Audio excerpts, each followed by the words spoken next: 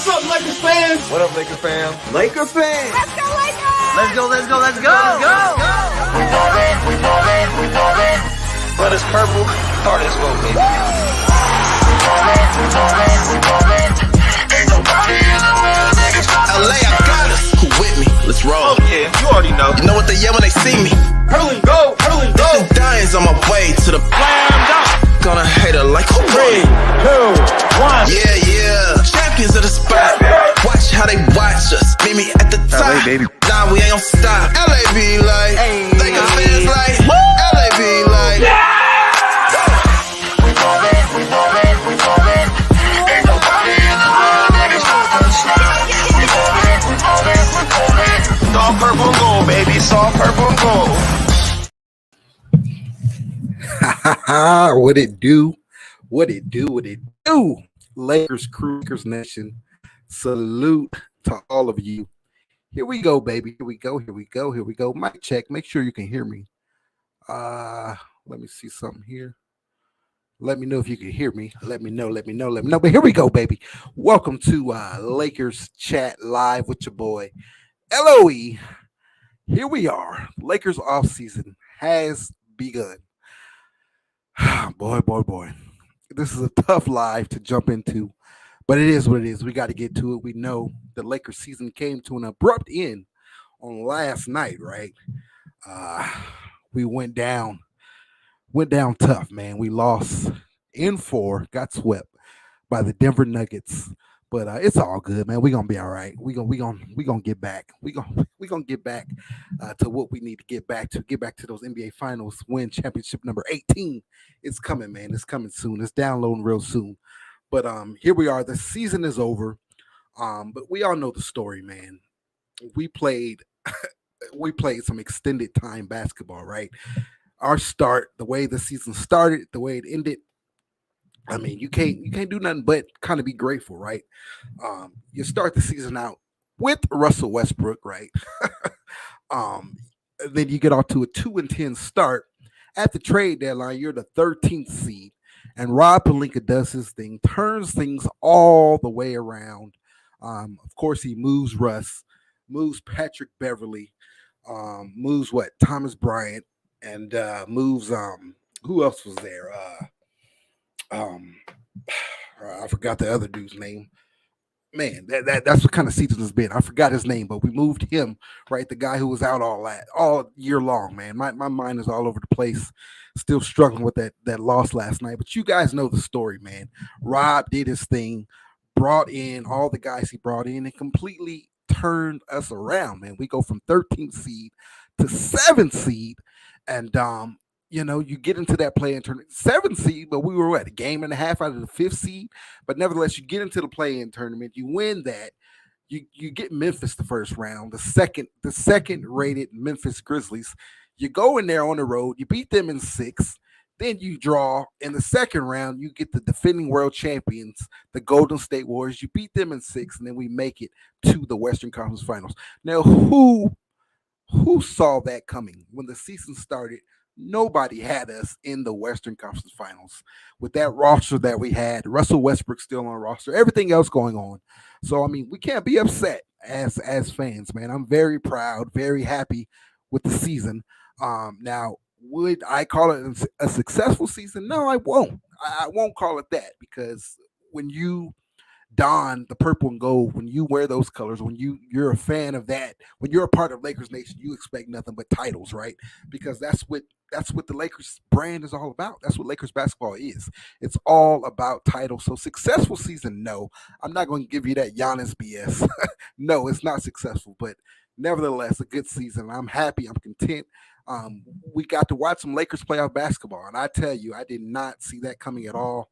Um, and we got it. So I'm very grateful, very thankful for that. Who we got in the building, man? Who we got in the building? We got Jay Moore and Lakers TV. Salute to you, bro. Welcome in, welcome in. We may end up getting Kyrie. We're gonna talk all about that, man. We're gonna talk all about that. I'm the only one in here, but hey, I'm here. Let's go. Yeah, LeBron played his heart out. Hey, man. Yeah. Welcome, welcome. Thank you for being here. Thank you for coming through. Salute to you, bro. And yeah, LeBron did play his heart out, man. We're gonna talk about that in a second. My boy, LA Sports Live. What up, what up, what up, what up, baby? You know what it is, man. It's the off season, so it's time to get back on the grind. Playoffs is over. I spent the playoffs kind of enjoying it. I didn't cover the team as much. I kind of spent it enjoying it there in the arenas and all that, and on the road and all that. So now here we are. The Lakers off season is here, so it's time to get back on the grind. It's time to get back to work. So make sure, if this is your first time checking us out, if you're watching a replay, whatever the case may be, make sure you smash that subscribe button. Get tapped in, man. Get loaded in, because we're going to be here all season long, covering our Los Angeles Lakers, covering all the off-season moves, the rumors, the news, everything, man. From now all the way up till to the draft, to free agency, man. We're gonna be here covering it all. My boy there, LA Sports Live, he's gonna be doing the same. We're gonna be tag teaming this thing a lot this summer, just like we did last year. So make sure you head on over there. Again, if you're watching a replay, make sure you head on over to LA Sports Live. Get tapped in over there, man. Get subscribed, get locked and loaded, man. It's gonna be a long off season, man. We're gonna be here to bring it all to you. All right, but let's backtrack a little bit. Let's go to last night. Jay Moore and Lakers TV. You see it on the screen. LeBron played his heart out. Facts, bro. LeBron, you can't be mad at that, man. Here we are, year 20, 38 years old, and he's playing on a foot. His season was supposed to end. Should have ended weeks ago, right? Months ago. And he's still playing, he's still playing, right? Still playing. He didn't give up, man. He didn't throw in the towel. And he went out like a gladiator last night. Played 48 minutes. 48 minutes. I think he only sat for 4 seconds. And that was before the first half. Played the entire game, man, and left it all on the court. 40 points. Dropped 40 points. He did everything he can possibly do, man. In particular, that first half, right? First quarter, he dropped 21 points in the first quarter, so he came out aggressive, and it continued until the second quarter. I think the second half, he just kind of wore down a little bit. He didn't have much left in the tank, and he needed his teammates to step up, man. In particular, AD, his co-star. He needed him to step up offensively, and AD didn't do that, man. And because of that, AD this series, he didn't do that a lot, man. And it finally hurt us, man. Instead of us continuing to play for a Western Conference title and moving on to the NBA Finals, our season came to an end. Denver's a great team, and you need everyone to show up, man, against Denver.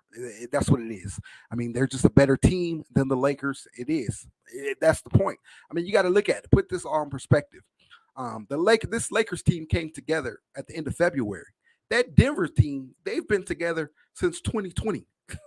So make it make sense. Put it all into perspective. They're just a better team. They're a better team. Malone, he's been there, right? He's been there. He's been there. They experienced the defeat. The defeat that they took. Losing to us. They experienced that in the bubble in 2020, right? And they had to watch us, celebrate, and they had to watch us go on and win the NBA Finals. They experienced all that, right? Malone.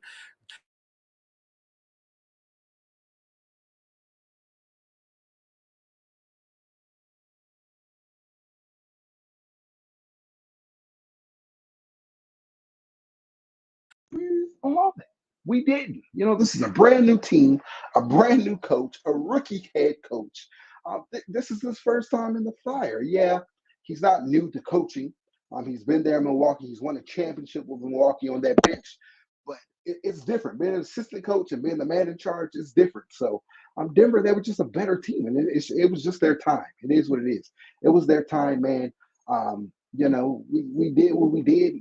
All 4 games, although we didn't win any games, all the games were close. They didn't blow us out in any of the games. Game 1, they had a big lead, but we got back into that thing, and the entire series was close. Oh man, this mic. Hold on, guys. I don't know if you can hear me. 1 second. I'm having some technical difficulties. 1 second, guys.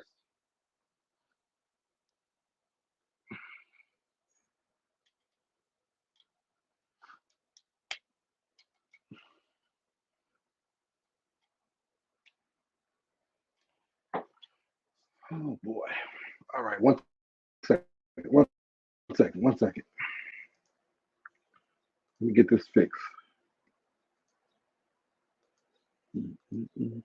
Okay, can you guys hear me? Let me know if you can hear me. I don't know if you can hear me or not. My mic went out, but I got the ear pods in. So yeah, like I was saying, man, Denver, they've been together since 2020. This Lakers team came together at the start of February. You got a rookie head coach in there. It's tough, bro. It's tough. So Denver did what they did, man. I don't want to harp too much on it. They did what they did. They're advancing. Congratulations to the Denver Nuggets. Congratulations to their fan base and all that. And they're my pick to win the NBA Finals, man. To be honest, they're the best team in the NBA. Jokic is the best team, best player in the playoffs. I know Jimmy Buckets is doing this thing, so I'm looking forward to watch that matchup. But I got Denver coming out. Let me get to these comments real fast before we continue. LeBron is, yeah, man. We about to jump all into that. So that was the big news last night in the LeBron's LeBron's post game. He talked about considering retirement. Let's dive right into it. But let me read this. Julian Pratt, aka Hostel X TV, salute to you. LeBron is considering retiring, but using that as leverage for the Lakers to sign Kyrie, in my opinion. But LeBron would definitely be back next season. I think it was just a lot on LeBron, man. He was emotionally drained. You got to think the Lakers have been playing playoff basketball since. You can hear me. Okay, you can hear me. Okay, good. My mic went out, but I got the earphones in, so we're good. We're good with that. But again, the Lakers have been playing desperation basketball since February, man. And that's real taxing, man. And then LeBron, you're 38 years old, man. So he just got swept. He got a foot that needs surgery. His season was supposed to have been over. That was supposed to be a season-ending surgery, but no, he put it off. He came back, got out there with the boys, and you beat Memphis. You beat the defending champs. And I think that Golden State series took a lot out of LeBron, right? And then you get to Denver. It's just a lot, man. It was a lot. So I think LeBron was about the retirement. Never say never, right? Never say never, because you never know. I've been shocked with a lot of things in the sports world, so you never know. The man got the scoring title, and he got year 20. He had a great career, right? He's definitely top 3. A lot of people have him at 1, 2, whatever the case may be. I got him. I got him up there, right? He's in my top 3 for sure, top 2 for sure, rather. So it's tough, man. You never know. You never know. He could want to go be with his family. He could, Bronny will be at USC soon, so he could just want to sit back and watch that. Now, I'm with you, Julian. I don't think he's going anywhere. But again, never say never. This is my opinion, just like it's just yours. I don't think he's going anywhere. I think he was just emotionally drained. He was physically drained. He was tired. He was emotional. He was sad, mad, frustrated, all that stuff, right? And I think he was just speaking. I don't see the king, but it is very interesting because we've never really heard this from LeBron before, right? We've never really heard him come out and really say that, right? Talk about retiring and all that stuff. So it's man, it's tough to hear it. It is. It's very tough to hear it.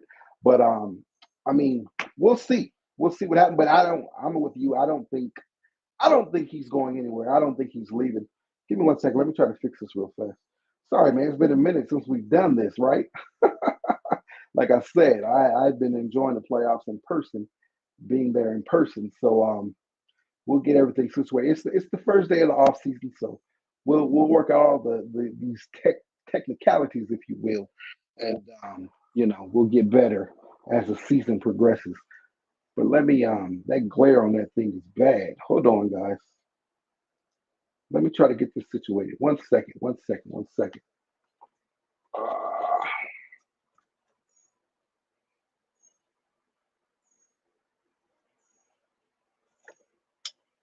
Uh,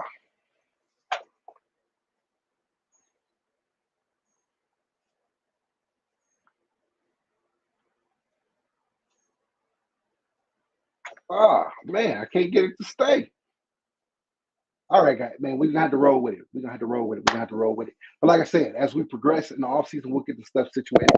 It's been a minute since we've done it, but we're back. We'll be here all off season long. All right, we'll be here all off season. But yeah, again, I'm with you, man. That second part as well. He could be using as leverage to get another superstar. LeBron, we already know LeBron prefers superstars, right? He does prefer the superstar over the depth. Although the team did great together, we all want to run it back. We're going to talk about it in a second, but we know LeBron wants another superstar, in particular Kyrie.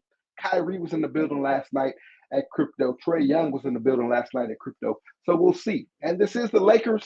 The Lakers, they also prefer that superstar route. So we'll see what happens, man. We'll see what happens. But I'm right there with you. I think it was a lot of just fatigue on LeBron's, his body, his mind, his everything. He was just fatigued. But then, yeah, I think he was putting some pressure on Rob in the front office to get him another superstar in here. And it is what it is. So be it. Year 21, man. Yeah, man, get the man all the help he needs, I guess. But we'll talk about it. Salute to you, Ben Yahadawa Yashiro. Sorry, I know I probably butchered your name, but salute to you, sir. Welcome in, welcome in. How the hell you do that sheet? Yeah, right. 48 minutes, man. 48 minutes on that body, all that playoff knowledge, and just year 20. But in particular, that foot. That foot is messed up. We know. I think he sprained both ankles, and he still went strong, man. 48 minutes, bro. 48 minutes. AD was sitting on the bench resting, right? We talked about it, AC.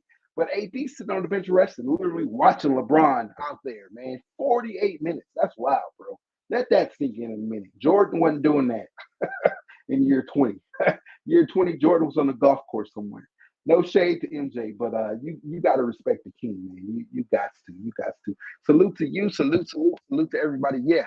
Salute to the entire chat. Welcome in. Welcome in. Welcome in. Trae would be easier to get than Kyrie. Yeah, you're onto something.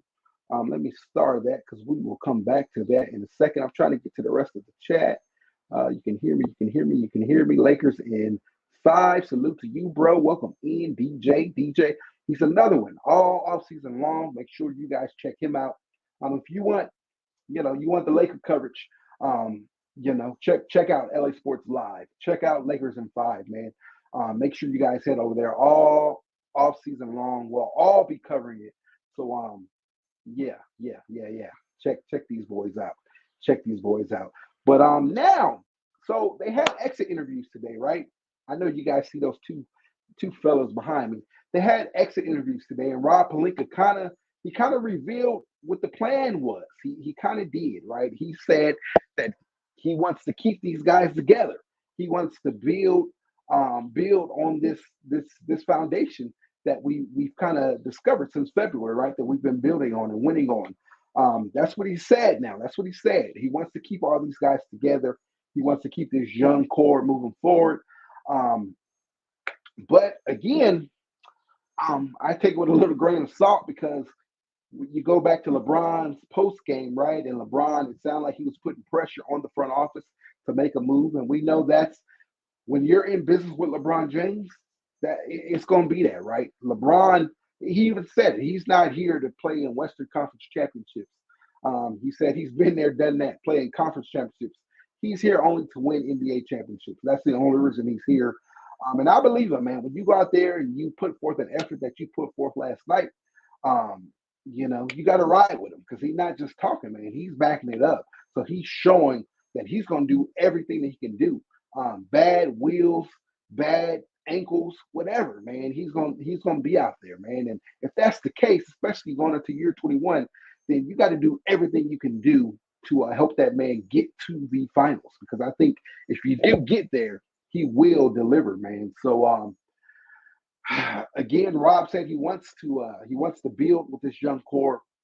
But I mean, me personally, I don't know, man. I think that the Lakers they're going to be forced by LeBron's camp. I think they're going to be a little forced to kind of get another star in here, third star in here. Now that's going to be real difficult. It is. It's going to be really, really difficult. We're going to break down the scenarios in a second. But bro, that's going to be tough. That's going to be tough, man. That's going to be tough. Let's talk about this right fast. What you think was going on with AD, bro? I don't know. AD didn't look motivated at all, and I can't even say, oh, it was just last night. It's been, throughout the entire postseason. Throughout the entire postseason, man. I think this series in particular, to me, he only had, game one, he balled out, right? Um, that's the only game he really showed up, in my opinion, right? Last night he definitely didn't show up. Tristan Thompson was out hustling and he looked more motivated. He looked more engaged than AD did. And it's not about just scoring points. It's not about just grabbing rebounds, Don't just look at the box score and say, oh, okay, AD did his thing. No, man, it's about being fully engaged. LeBron was engaged last night, man. You saw it in his eye. He had a little scuffle with Aaron Gordon. You've seen it, You've seen it. He he was fully engaged. Tristan Thompson, we just spoke about. You saw him out there hustling. You saw the emotion. You saw him, talking and all that stuff, right? And I don't want to hear, oh, that's not AD's game and all that, because it is. We see when AD is engaged fully, he does talk back. You do see the emotions. You do see him, scream and yell and so on and so forth. So don't say, oh, that's not his game, because, yeah, it is. We've seen that version of AD. So I just don't know, man. You're facing elimination, and he just didn't show up. It was like he didn't get the memo that, hey, bro, we're down 0-3. This ain't game one in the series. This is game 4. This is elimination. We lose, we go home. He just looked like he was done, man. Like he wanted the season to be done. He was even dejected in his post game presser. So, I mean, I don't know, man. I can't figure this AD thing out. I know one thing. I'm about tired of it, man. I'm sick and tired of it. And I know a lot of Lakers Nation sick and tired of it too. Lakers Twitter is going crazy about trade AD and this and that. And I said it too. I'm not gonna lie. I was upset, but I mean, you can't really trade him. What you gonna trade him for? You're not gonna get anything near what you gave up for him, right? You're not gonna get a haul of first round picks. You're not gonna get a haul like Brooklyn got for KD, or like what Utah got. You're just not gonna get that. So I mean, I don't know. You'll get some stuff back, but I mean, where does that leave you? I think I'm going to say this: the only way the Lakers would even look at doing that is if LeBron signs off on it, right? And I just don't think he will, right? Those guys are brothers. They won a championship together, and they're clutch brothers, right? Clutch agency brothers. I don't see that happening. So I think it is what it is, man. At least as long as LeBron is here, I think AD will be here. So I don't know. It's frustrating. It's very, very frustrating, because if AD was really dialed in, and if AD showed up every night, the Lakers might be the one advancing, right? Or we'll still be playing. today, we probably still have the game tomorrow. Game 5 will be taking place tomorrow, right? And this series might go 7. But I just don't know, man. It's tough. It's tough. I wish I had an answer for you, but I don't. I will say this, man. In 2020, doing that run, AD was fully locked in. Night in and night out, he was fully locked in, fully engaged on both sides of the ball. Now, don't get me wrong. Defensively, AD does his thing, right? He's still like the best, to me, the best defender in the entire NBA. And we saw that, pretty much throughout the playoffs, but it's just on the other side of the ball. We don't just need you on that side of the ball, man. You're a superstar. You're a top 5 guy. You have the potential to be a top 5 guy. And that's playing both sides of the ball, not just defensively. And we need you offensively, man. We can only go as far as you carry us, not just defensively, but offensively. And the Lakers had a great defense. This series, though, the defense was torched, right? Even defensively last night, I didn't see him fully dialed in, fully engaged like I've seen him, in other games throughout these playoffs. So he just didn't have that sense of urgency and like that desperation like LeBron did. AD should have been challenging every single shot. AD should have been out there for 48 minutes last night, right? He should have been going crazy, man. He should have been dominating. I mean, you had, even down the stretch, Jokic had 5 fouls. AD should have called everybody, give me that ball and just attack Jokic, man. Get him out of the game. Get him to pick up that 6 foul. And we just didn't see that. Like, even during the game, like, it's what? I think it was like the 9-minute mark in the fourth quarter, and AD is sitting on the bench. Like, I would have told Darnell, bro, ain't no way I'm coming out this game. Ain't no way. This is game 4. We're facing elimination, facing getting swept, getting embarrassed, getting swept. Ain't no way I'm leaving this game. I'm not going off this court. But what does he do? He goes and sits down, no emotion, no nothing, just sitting there, and it's tough, bro. It's tough. So I get all the frustrations. I'm frustrated. I'm about fed up with it. And if there was a way to move on, I would absolutely love to. But I mean, I don't see it. I think we're stuck, man. I think we're stuck. Now let's talk about what moves that the Lakers can make. So a lot of people saying Kyrie, right? Everybody wants Kyrie. Well, it's going to be hard, very, very difficult to get Kyrie, right?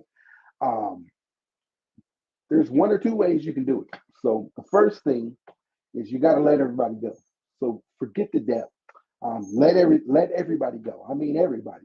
The only ones you're going to keep on the roster is LeBron, AD, Max Christie is under contract.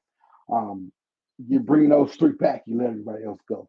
You do that, I think your cap, your salary is at around $89 million. And I think that creates about $35 million or so in cap space where you can go out and sign Kyrie outright. And that's letting everybody go, right? You can go out and sign him outright. You'll have to take a pay cut, but you can go out and sign everybody outright. And again, that's letting everybody go. Austin Reeves, Rui Hachimura, and then you let everybody else go. You let them walk for nothing. Your D'Los, the Vandos, the Beasleys, right? But in particular, D'Lo, Beasley, Vando, guys that you kind of want to keep, as assets. You can do a trade, which we'll talk about in a second. You let all those guys go. But the main thing is you let Rui go, you let Austin Reeves go, and that'll get you to like $35 million, and you can get Kyrie in here, right? They're definitely not doing that. I don't see them going that route, right? The other option is to retain Austin Reeves, right? You keep Austin Reeves. So now on your roster, you got 4 guys now. Now you got LeBron, you got AD, you got Austin Reeves, and you got Max Christie, right? Those are the only 4 guys you bring back on your roster. Everybody else you let go. Rui, bye-bye Rui. Vando, bye-bye Vando. Mo Bamba, everybody else, they're all gone, right? Winton, Gabriel, Shaquille Harrison, all those guys, right? Troy Brown, all those guys who didn't even get minutes. You let all those guys go. And I think you'll be like around $33 billion or something like that in cap space, right? That's a little more realistic, but the thing is, here's the thing with Kyrie. It's going to still end up being a sign-in trade, right? Now with the 35, you can kind of try to sign him outright. You offer it to him, but even with that money, sorry, not a sign-in trade. Even with that money, it's going to be hard to get him to come because uh, it's going to be a big pay cut, man. You're asking a man to take a huge pay cut. That's nowhere near what a max is. That's nowhere near what his max is. So the other option, which is the more realistic option, is you you keep those four guys, right? LeBron, AD, of course, Austin Reeves, and Max Christie, right? The only reason I say you keep Max Christie because to kind of let him go, to cut him and let him go, you would be paying him more, to do that, for that open roster spot. You would pay more than to keep him. His cap hit is very, very low. So that's why I keep saying you keep him, you bring him back. So you keep those four guys, and then you let everybody else go. But you don't let them go. What you do a signing trade, right? So you sign D'Lo. This is the easiest route to get Kyrie. You sign D'Lo. You sign D'Lo to a new contract. You got Malik Beasley. You're going to throw him into the package. You got Mo Bamba. You probably throw him to the package to get up to that number, whatever salary Kyrie makes, which is the max. And then and then it's going to probably cost us both first round picks. Remember, the Lakers have a 17th overall pick. And then we have a future first round pick. You throw both of those picks in. You send that to Dallas. And you hope Mark Cuban works with us and he sends us Kyrie. Now, first of all, that last part I said, Mark Cuban working with us. I don't see that happening. This is Mark Cuban, the same dude who screwed up us getting Chris Paul back in the day, right? You remember it was gonna be Chris Paul, of course Mamba, and Pau Gasol, whatever. And Andrew Bynum had all the cats, right? And the Lakers would have won, quite a few more championships, right? We'll probably be sitting at what, like 19, 20 banners right now hanging, right? But it was Mark Cuban who was hating on the Lakers, and that kind of halted all of that, right? So you think that same guy who did that, it didn't even involve his team, right? At least not one-on-one. But you think that same guy who did that, he's going to turn around and give us Kyrie? Like I was telling LA Sports Live this, he'd rather let Kyrie walk, just lose him for absolutely nothing before he hands him over to the Lakers. I think that's a fact. I think he'll do that before he hands Kyrie over to the Lakers. Or he'll send him somewhere else and get nothing back for him. So I just don't see, me personally, I don't see Mark Cuban helping the Lakers out. So I don't see a sign and trade happening because he has to sign off on that. I just don't. Again, I think he'll rather let him walk. So the whole Kyrie thing, I think it's very, very. I'm not going to say no, it's not happening. I'm not going to say, but it's very difficult to make that happen. And me personally, I don't see it happening. I really don't. I know everybody wants it. I know a lot of people want it, but I don't see it happening. Again, the Lakers would pretty much have to give up let everybody go. Let everybody go to sign them outright, and then Kyrie, that's still asking Kyrie to take a pay cut. Now, if anybody would do it, it's probably Kyrie. He'll probably be willing to take a small little pay cut, but I just don't see the Lakers going that route, especially with Rob Pelinka said in his exit interview today. He said he wants to bring as many of these young pieces back as possible. So in doing the Kyrie deal, you're not. And then the thing is, even with the signing trade, like I said, that's a more realistic possibility to get it done. I don't see it happening. I still think that's difficult because I don't see Mark Cuban helping us out. Even with that, it's going to be a signing trade. So what's going to happen, you're only going to have on your roster, you're going to have LeBron, you're going to have AD, you're going to have Kyrie, you're going to have Austin Reeves, and then you're going to have to fill out the rest of the roster with vet minimum guys. Because you're going to trigger a hard cap. And what happens when you trigger that hard cap, that's it. You can't use any of your other exceptions. You can't match any offers on your restricted free agents. You don't got bird rights to nobody. All that stuff is gone, and you got to fill your roster out with vet minimum guys. And we've seen that before. We've been down that path before. We've been down that road already. And I don't think the Lakers want to go back down that road, man. It's tough, man. You can't expect to make deep runs in the playoffs being top heavy and then just having all vet minimum guys. Case in point, we just saw that this year with Phoenix, right? Phoenix was the favorite when they landed KD. Oh yeah. Phoenix. Now, granted, Chris Paul did get hurt, but let's not act like um, that can't happen with us. Let's not act like we don't have guys who can get hurt. LeBron James going into year 21. Kyrie, he's been injured before. AD. So you can't say, oh, that's CP3. No, the same thing could very well happen to us. So you do that, then what? One of those guys gets hurt, then what? And then the other thing is just you're top heavy like that, and you got all vet minimum guys. I just don't think you're going to be able to compete with a team like Denver. A legit team that has that core nucleus. They have that chemistry. They have that camaraderie. They're battle tested as a unit. I just don't think that you can compete with that. With superstars and vet minimum guys. I think you need to have a solid team to be able to compete with teams like that. So,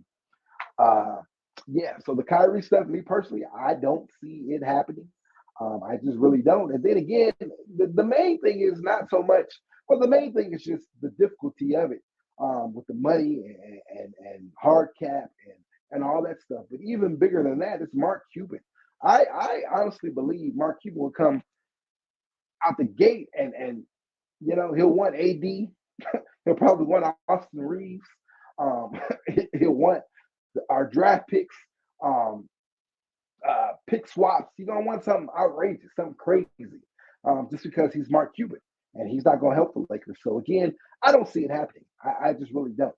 Now the other guy on the screen back there, Trae Young. Now that's been rumored, right? That came out today. It's crazy. All this room. No one's talking about Denver. No one's talking about Denver advancing to the finals, and everyone's talking about the Lakers, right? All these rumors come out about the Lakers. Oh, the Lakers want to chase a third star, and this and Kyrie and Trae Young.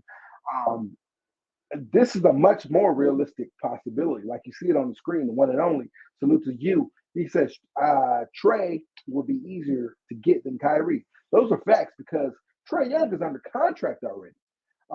He's making a lot of money. I think he signed that Supermax, so I think he's up there like around $50 million.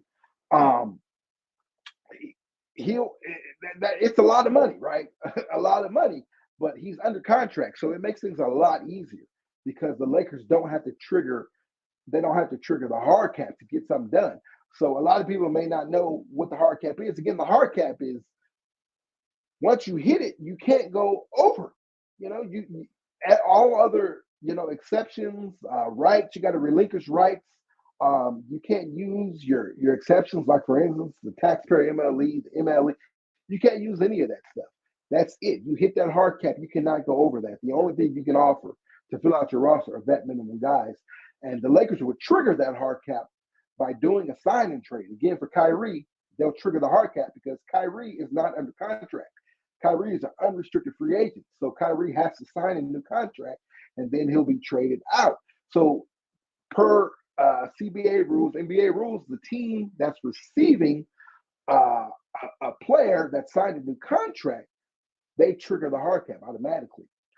So that's why, trading for Kyrie will be so difficult. But Trae Young, on the other hand, Trae Young is already under contract. It will not be a new contract.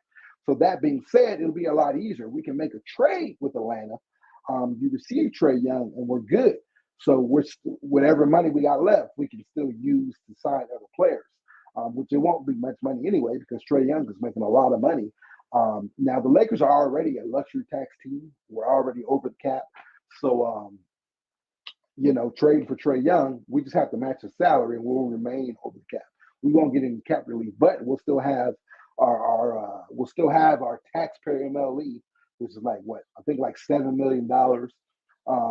You'll have a biannual exception, which is another contract that the Lakers can offer. That's a 2-year contract, and I think it's like just shy of $10 million. That's something for tax-paying teams. So that's something that they could offer another contract. And not only that, but also what happens, you do a trade for Trae Young, you can keep a guy like Rui Hachimura, right? You can keep a guy like Jared Vanderbilt, right? Um, you can keep some of these other guys. So you have a little bit more depth than going out to get Kyrie. Again, you get Kyrie, you got to empty the cupboards. Everybody's gone, and you're going to fill those guys with vet minimums. But and then deal with Trae Young, you got Austin Reeves, you got Rui Hachimura, you got Jared Vanderbilt. Even if it's just those three, because you may send everyone else out to the trade, but even if it's just those three, those are three solid players, right? Imagine you roll out a starting lineup of Trae Young, Austin Reeves, LeBron, Rui Hachimura, and Anthony Davis. That's a solid lineup right there. And then you got Jared Vanderbilt on your bench. You got Max Christie on your bench. That's solid. That's real solid right there. That's something to work with. And then you fill everything else out however you can, right? You bring back a Lonnie Walker or Dennis Schroeder, whichever one you can bring back on that taxpayer MLE. You bring those guys back. You bring back a guy like Tristan Thompson. How y'all feel about Tristan Thompson, man? I would love to have him back, be here with us all year long. What he gave us last night, I wish Ham would have played him a little bit more in the series. He wouldn't have waited so late. But Tristan still got some ball left in him, man. I tell you what, he looked better than Dwight looked last year. He looked way better than who's the other guy? DeAndre Jordan. He looked better than all those guys, with the exception of Thomas Bryant. Thomas Bryant looked really well, really good, but he went out, so it is what it is. But yeah, so again, that Trae Young route, you're not triggering the hard cap, you're able to keep a little bit more depth. So that probably would be a lot easier. Now, the tricky part with that is getting Atlanta to agree to work with us to get a deal done. Because Trae Young still has some value, man. I know a lot of people hate on Trae Young, but I mean, Trae Young is legit. I mean, let's not forget what he did last year. He led Atlanta, was it last year, year before? He led Atlanta to the Eastern Conference Finals, not as a 1A, not as Robin. He did that as the man, and that's saying a lot. You lead a team to the conference finals. That's big time right there. And he's a perfect fit. In my opinion, he's a perfect fit with LeBron and AD. Now, if Trae Young is your only superstar, I mean, I don't know. I have to really, really look at that. But he won't be the only superstar. He's coming on a team with LeBron and with AD. So, he's a perfect fit next to those guys, right? Trae Young can obviously stretch the floor, and it's not going to be one of those fluke things like Beasley or all these other shooters. No, he's a legit superstar who can shoot the rock. So he can also get to the cup, right? He can put the ball on the floor, drive, get to the cup, get some layups. He can pass the ball. Man, he's going to get AD that ball. He can definitely get those entry-level passes into AD. So you got to love that. So I think he'll elevate AD's game, maximize AD's game, right? Yeah, man, I like him. Now, of course, his defense, right? His size and his defense. Those are the two big things on Trae Young. But, you have Austin Reeves next to him, in the backcourt. So I think Austin Reeves can help cover up a lot of his deficiencies defensively. Of course, you got AD, protecting the paint. So he'll cover up a lot of those deficiencies as well. A guy like Rui Hachimura in there, a guy like Jared Vanderbilt when he's out there.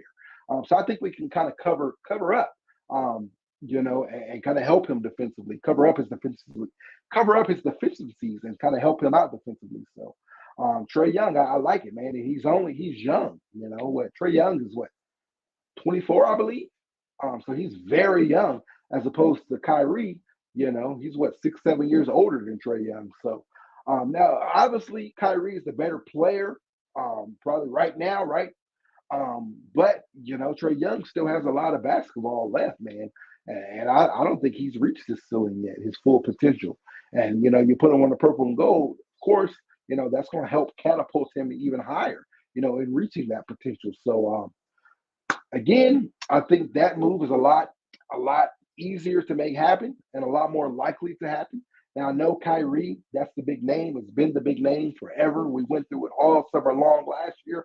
We're going to go through it all summer long this year until he signs with someone else. So whether it be Dallas or he walks as a free agent and signs somewhere else, he's going to be linked to the Lakers. So get ready for that, man. Again, we experienced it all last summer, and it's not going anywhere. Again, he was at the game last night. Trae Young was at the game last night. Another thing to keep in mind, Trae Young is clutch, right? He's signed to LeBron James' agency, Clutch Sports Management. So that's another thing, right? And at the game, he was sitting with Rich Paul. This ain't the first time either. I think this is the second game during the playoffs. And I don't take that stuff lightly. It's not just a coincidence. I know it's LA. I know everyone wants to hang out in LA, go to the Laker game, do all that. But it. I don't think it's just a coincidence, man. I think there's something there to that. Him being there at the game. Same with Kyrie. So yeah, man. We'll see. Again, we will see. We'll see. But again, Trae Young, definitely keep an eye out on that. All right. What else we got? What my boy DJ say? My bad. I got carried away rambling. But no one cares about the Nuggets except Nuggets. Facts, bro. Facts. Facts on facts. It's wild though, man. Here they are. They advanced to the finals for the first time. They just swept the Los Angeles Lakers. They swept LeBron James, AD, and the Los Angeles Lakers. And no one's talking about them at all. No one but their fans and Mark Malone. He's running his mouth. I'm glad we don't have to hear him anymore. Yeah, of course, I'd rather still be playing them, right? But it is what it is. Yeah, yeah, it is very unfortunate. And guess what? The Nuggets gonna win. I got the Nuggets winning the championship, winning the finals, beating Miami or whatever. And if that happens, no one's still gonna talk about the Nuggets. Everyone's still gonna be talking about the Lakers. Everyone's still gonna be talking about Kyrie and LeBron and everything. And it's so crazy because that was the headline last night. It was LeBron, right? LeBron's retirement, potential retirement, all that. That was the major storyline last night, major headline last night. That got all the coverage. So it's crazy, right? Poor Nuggets, man. Poor Nuggets. But it is what it is. It is what it is.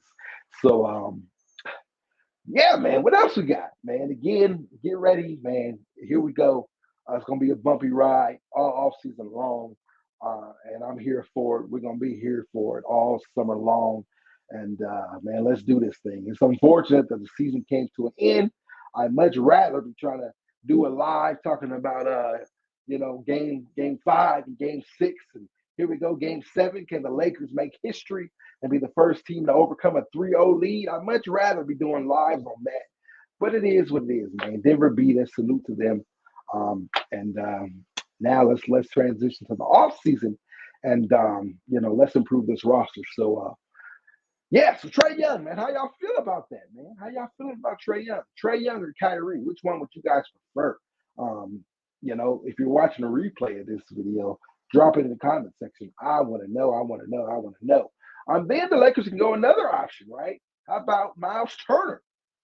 You get AD a center. I would love to see that. Do a trade with Miles Turner. I know some people said that ship probably sailed, but I don't think so, because the only thing Indiana wanted that was holding up the trade was a first round pick, right? They wanted that, and the Lakers, Rob Pelinka, didn't want to relinquish that first round pick. He didn't want to do it for unless the guy was a superstar, right? And a lot of that was because he was trying to hold out for Kyrie in case we could get something for Kyrie. But I think Rob made the right decision. At the time, he shouldn't have gave up the first round pick, because if he did, we wouldn't have been able to do the moves that we were able to do, and bring in get the depth that we were able to get to change the course of our season, right? But now that you got the depth there, now that you got these players there, if it came down to it, I think I'd give up first round pick with someone like Miles Turner, because AD has proven that he cannot play the 5.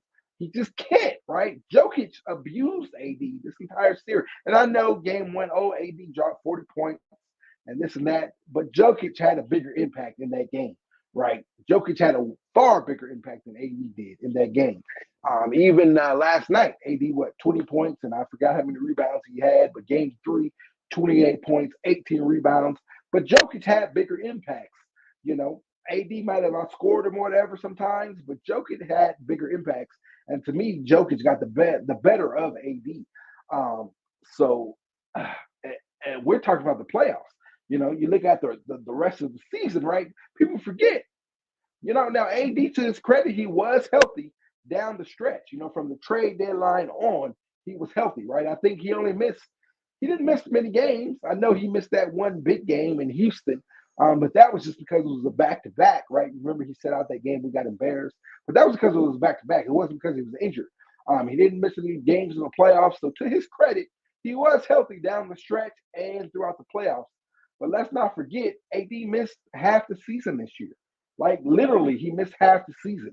And I just think that's what you're going to get from him moving forward. Now, AD does have that burn spurt in his foot, so he has to have surgery to get that removed. So maybe that'll help him out a lot, and maybe he'll look a lot better after that, because he was playing injured. And again, to his credit, down the stretch, playoffs, he was injured, but he stayed out there on the court. So salute to him for that.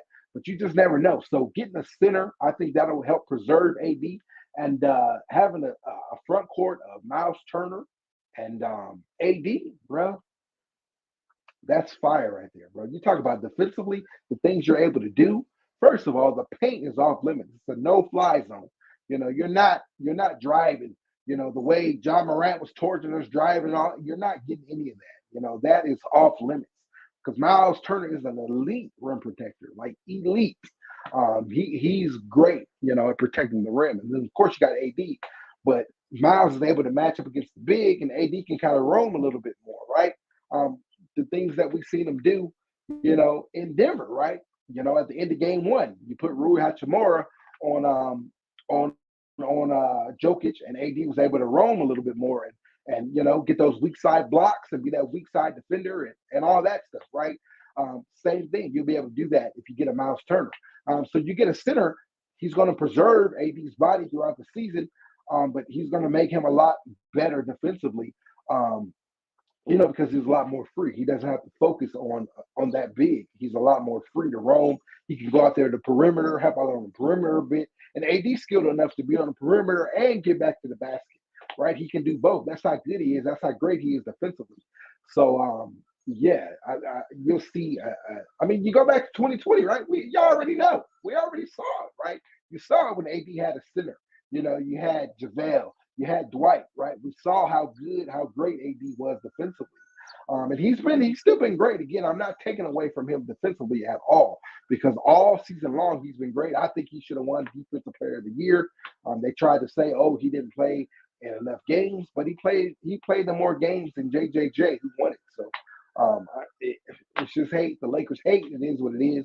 But I think he'll really be unleashed when you got, and this ain't no old Dwight Howard or no older JaVale McGee. We're talking about a young Miles Turner. Miles is 25, something like that. So having a front court like that, man, that's crazy. And again, I think the deal could get done. I think Miles Turner's salary is I know he got an extension, I think he has like 2 years, 40 million. So I think it's around 20 million, 19, 20 million. So we can get up to that number easily, right? You can do that with Mo Bamba and Malik Beasley, right? Now the thing is, or you do it with D'Lo. The thing is,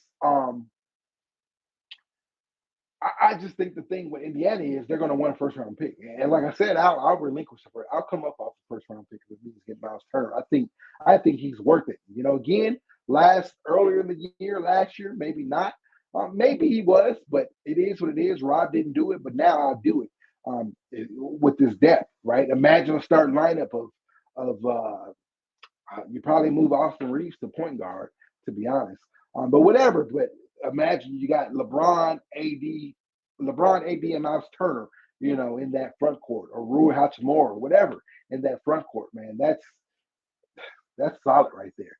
Let me see what DJ said. My bad. I got carried away again. I don't want either, bro. I'd rather just trade Bamba and Beasley. That's $26 million just sitting on our bench. Facts, man. Facts. Yeah, like I said, I'd rather trade them for Miles Turner. move him to Indiana and give me Miles Turner. Now D'Lo's another one. The thing with D'Lo is you can't just let him walk. That's an asset. So you got to work something out. You got to get him on a good deal, and package him in whatever trade you're going to do. So that's what I'm saying. The Lakers can't really improve their roster through free agency. It's going to be through trades. And those three are the top three names that those are probably your greatest trade assets. D'Angelo Russell, who's still young, right? Now he didn't work out in LA. He hasn't worked out in a lot of places, but he's still a good guard. He's still a good point guard or whatever you want to call him. Still a good young player. Just probably the lights are too bright here in LA for him, right? And he's not going to be a good fit because let's call a spade. He was awful in the playoffs, in particular this series. This series he was unplayable. He really was. But throughout the playoffs, he was just so inconsistent, right? You already got the inconsistencies in AD. You can't have the inconsistencies in AD and D'Lo. No, that's just is unacceptable. So I think the Lakers have to move on from him. I don't. Now during the regular season, D'Lo is great, right? But I mean, this is Lakers basketball. We don't play for the regular season. We play for the postseason. It is what it is.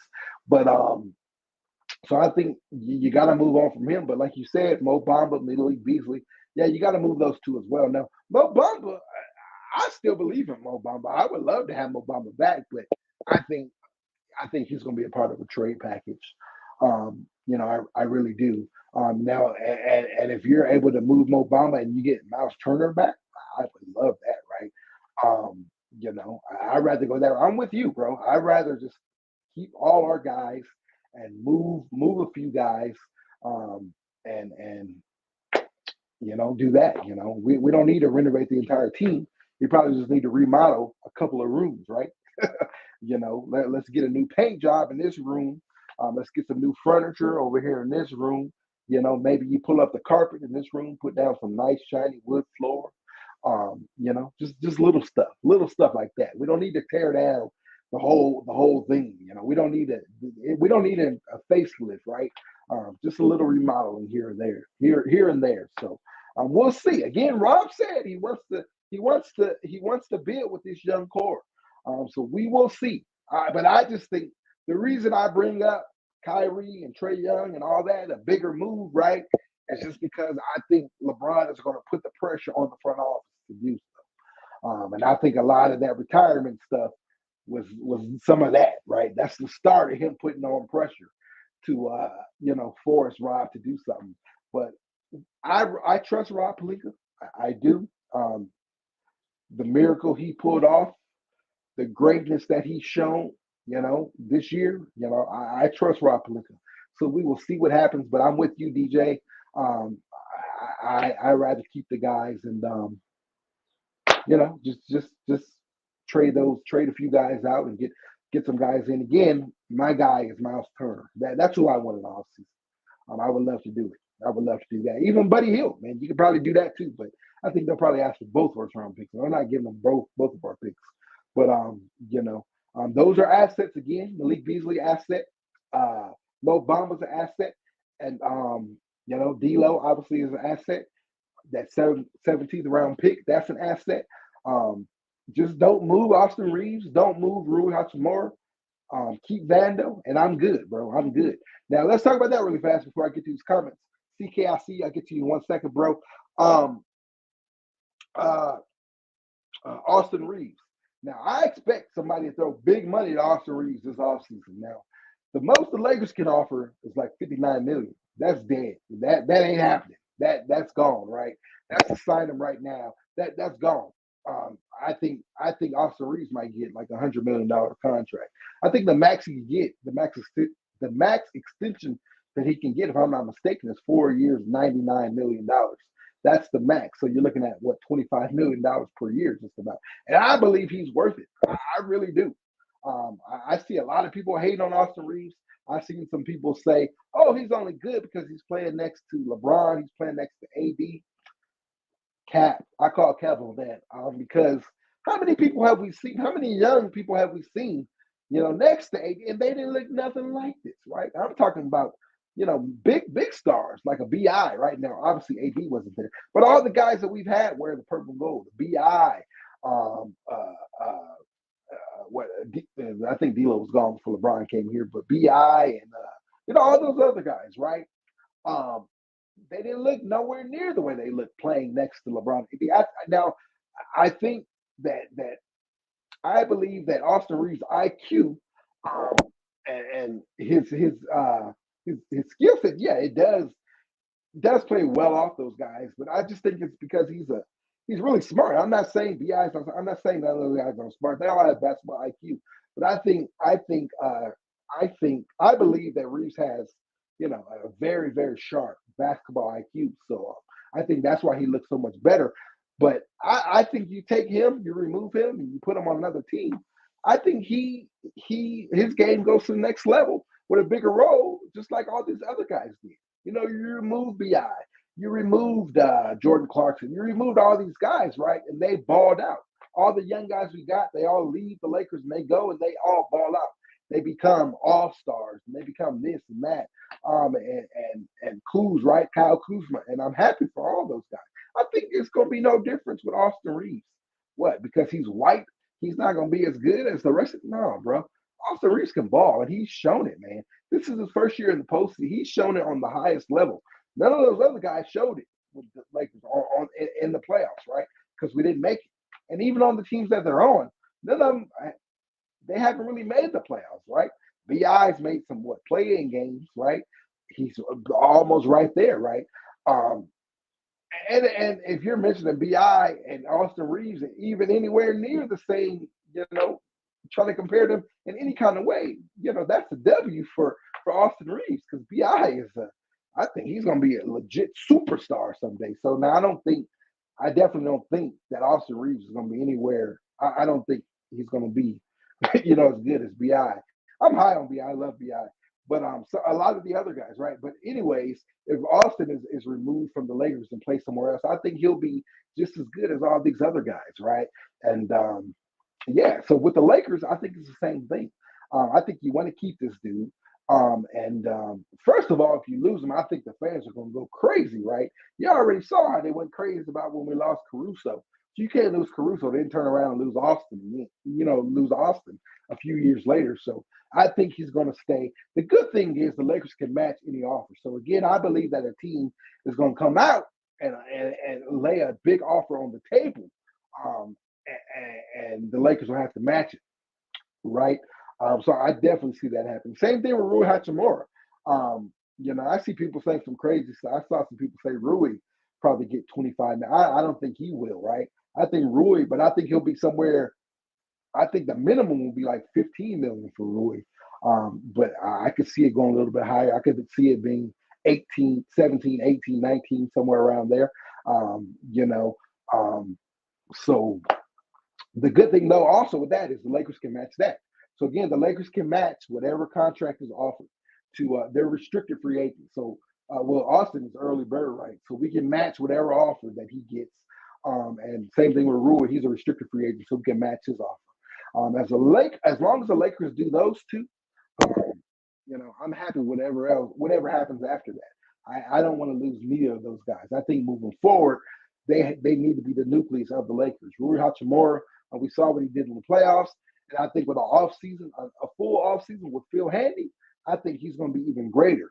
I don't even think he's reached anywhere near his ceiling yet. So I want to see him with a full off season with Phil Handy. So you got to lock him in, right? And then Austin Reeves also.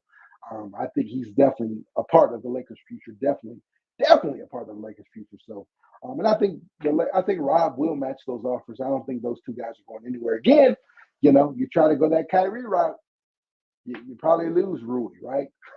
So, no, man, bring those guys back. So I'm right there with you, DJ. CK says salute LOE. Miles basketball fans that join the live. Salute to you, bro. Welcome in. He's one of the true ones to the channel. So salute to you, bro. Salute to you.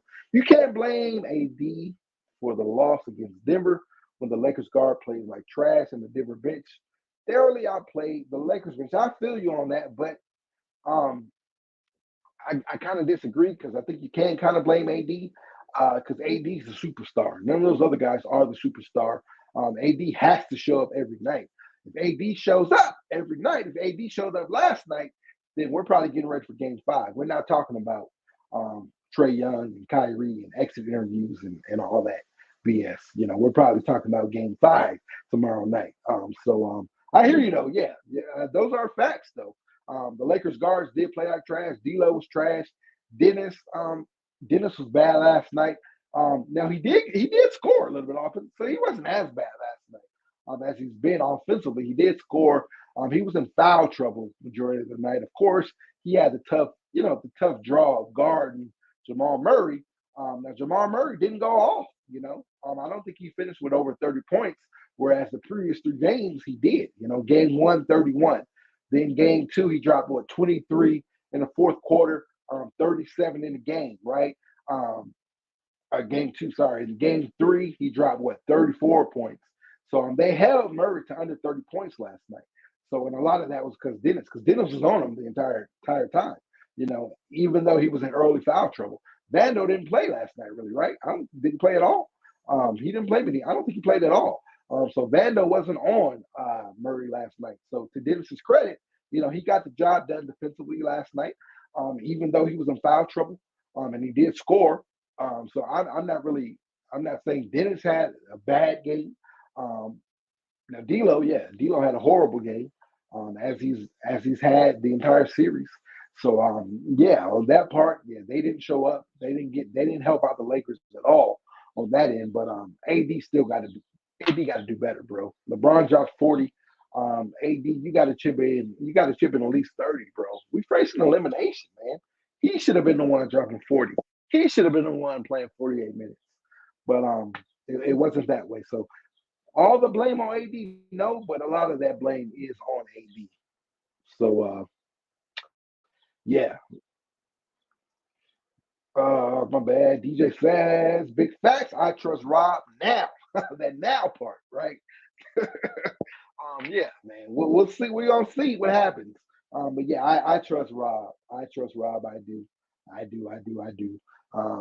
You can't help it. You can't do nothing but trust him right now. So yeah, man, here we go, man. I hope y'all ready, bro. I hope y'all ready. Again, it's gonna be a bumpy ride, man. It's gonna be rumors every day. Especially you're gonna get Denver and Miami in the finals.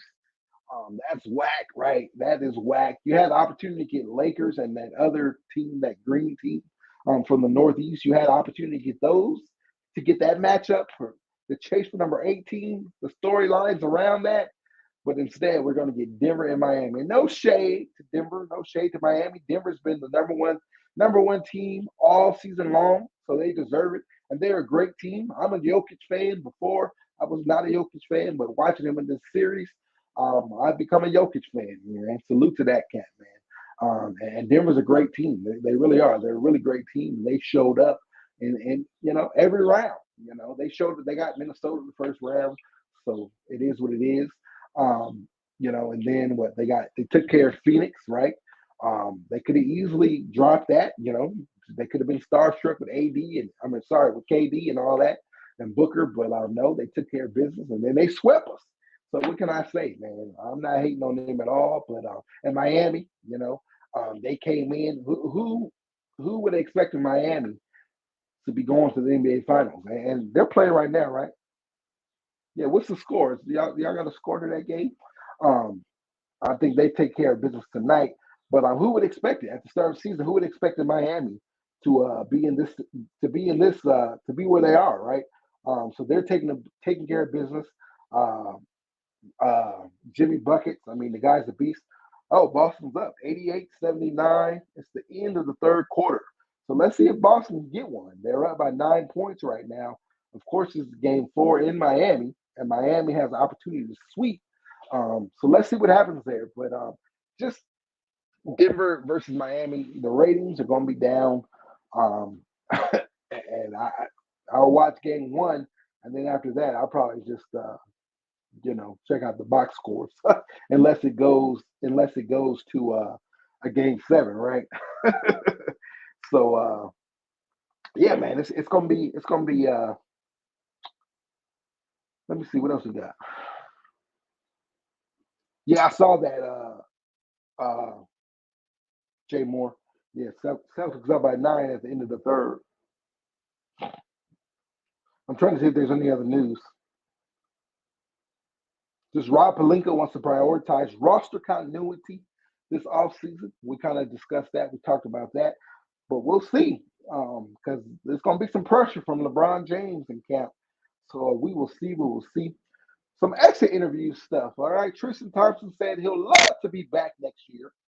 And whatever role is required, I'm all about winning.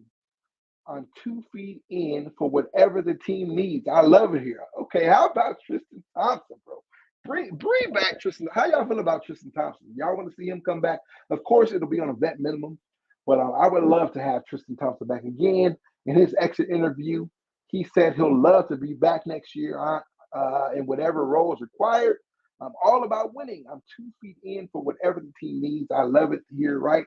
LeBron told him to play Tristan last night, and Tristan played a few minutes, and he left his all out there, man. I love it, man. So I want Tristan Thompson back. And that's crazy because when we got him, I was like, come on, bro, really?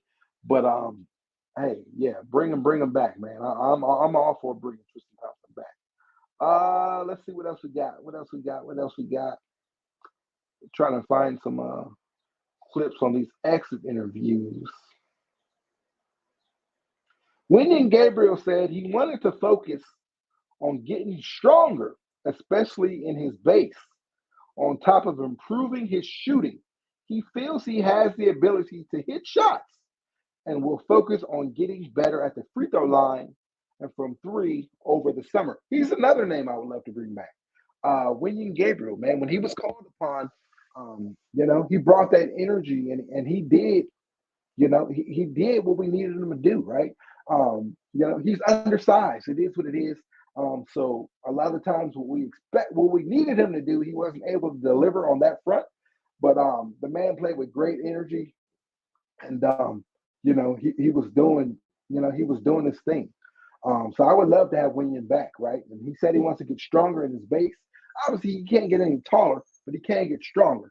So he wants to get stronger in his base so he's able to guard some of those bigger guys, right? Bigger front court guys, wings, and the bigger wings and the bigger centers, if you will. And he said he wants to, work on his shot. Now, if he can come back with an improved jump shot, then man, you might have something there. So I would love to bring Wenyen back. Absolutely, I would love to bring him back. Absolutely. What else we got? Troy Brown Jr. talked about what was an overall successful season for him as having peaks, 27 minutes per game, 42% from 3. So these were his peaks, 27 minutes per game, 42% from 3, 8.5 points, 3.5 rebounds in March. So in March, we relied heavily on Troy Brown, and he delivered 27 minutes, 42% from 3, 8.5 points a night, 3.5 rebounds. And then he had his valleys, his lowest points. He's only 23 years old. So that's something to keep in mind, man. He's a young guy, young man, still just 23. Brown Jr. said he's looking forward to adding more to his game this offseason and being more aggressive next year. So he's another one I would love to have back on the vet minimum. Now, we're talking about filling out the roster. I would love to bring back Tristan. I would love to bring back Wenyen Gabriel. I would love to bring back Troy Brown. I believe when he was in the rotation, he did what he had to do. Now, there were some times where he was atrocious offensively, but he gave you something on the defensive end, and he gave you some energy, and he's young.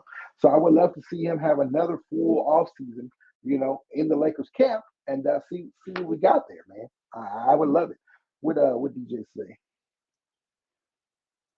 See, man, if we can just focus on getting a Giannis type build and just dominating the paint, that would be great. Right. He said he wants to focus on shooting. So that I agree with you there. But if he can add some shooting to his game and be able to knock down some shots. Same thing with Vando, bro. Same thing with Vando. Vando's going to get stronger this offseason. If Vando can get his build like that and dominate in the paint, then Vando's going to be unstoppable. But imagine if Vando can get a shot, man. If Vandal can knock down those corner threes, then Vandal gonna get he in the future. He's gonna get paid, bro, because he brings the energy. He has it defensively. He can guard on the perimeter. The best of them on the perimeter, right? We saw Vandal lock up John Morant. We saw Vandal give Steph Curry hell. Right now, Murray not so much, but we saw what Vandal did, and I think he was worn out by come this series. That's a tough ask, man. You asking this man to lock up Ja, then Steph, and then Murray. That's tough. That is tough for anybody, right? But Vandal was up for the challenge again, not so much with this series, but the first two series. So if Vandal can knock down that shot, man. But yeah, I'm right there with you. Same thing with Winion, man.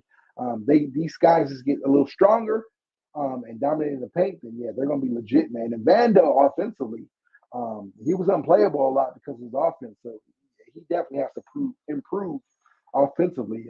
He drops a lot of balls. He can't handle that heat from LeBron, right? Or that heat from D'Lo or whatever it's coming from. He fumbles it a lot, and he's atrocious at the rim. So yeah, he has to get better and all that, right? So, but the thing is, he's young. He's young, and he has something. He already has something defensively. Defense, he already excels in that department. So that being said, you got to bring him back, and then you're bringing him back anyway. It's only his cap hit is so small. It's a steal, right? It really is a steal. But I'm definitely a fan of Vandal. Last summer we talked about Vandal a lot, right? And acquiring him, potentially from Utah, in a bigger move last summer. Now, obviously, it didn't happen until later, but yeah, I'm definitely a fan of his. So, Winion, Gabriel, Jared Vanderbilt, both of those guys, right there with that. Lonnie Walker says he just wants to be able to impact winning when asked about his upcoming free agency. Lonnie Walker said he's excited about his future as an NBA player. He learned a lot this season in the playoff run about resiliency and the mental part of the game. Still has room to grow his skill set as a 24-year-old. My story ain't finished, man. And Lonnie, I'm a fan of Lonnie Walker. Man, he was getting big minutes, right? We know the Lonnie Walker story. He was getting big minutes earlier in the season. He was one of our bigger free agents last year because we gave him our taxpayer MLE. Came in, big minutes. He got injured. He was playing very, very well in the starting lineup. Then he got injured, and then he kind of fell out of the rotation when he got back. And then you did the trades. Then he really fell out of the rotation, right? When you got all the new guys in, and then all of a sudden they dusted him off last series in that Golden State series. And he has the Lonnie Walker game. It'll be forever etched in Lakers history. That Lonnie Walker game, Game 4, got us that W. And now here we are. Hope he can bring him back. To be honest, I don't think he's coming back. I believe someone will offer him a full MLE. I think the most we can offer him, it'll be the taxpayer MLE again, but it'll be a little. It'll go up a little bit in value. I think the number is 7.7. That's the number that we can offer him. But I believe he's worth a full MLE. So I think someone will come in and offer him a full MLE, which we can't offer because we're a taxpaying team. So that's unfortunate. But I think a full MLE is more so around like 11 million. It's kind of like when Malik Monk got, right? Malik Monk came in 1 year. So salute to Lonnie, right? He betted on himself. And he came to play for us. He had other offers. He turned them down. He came to LA on a 1-year deal. I think he played himself into a pay raise, right? And a bigger role. I honestly do. I wish that we had a bigger role for him here. I would love to bring him back. But again, I think we'll get outbidded. Same thing like we did with Malik Monk. I just don't think we'll have the funds to pay him. And I think someone will come in and offer bigger money, a bigger role.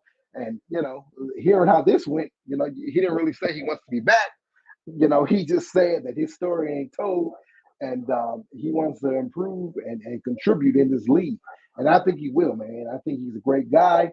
A good guy. He did what the team asked him to do.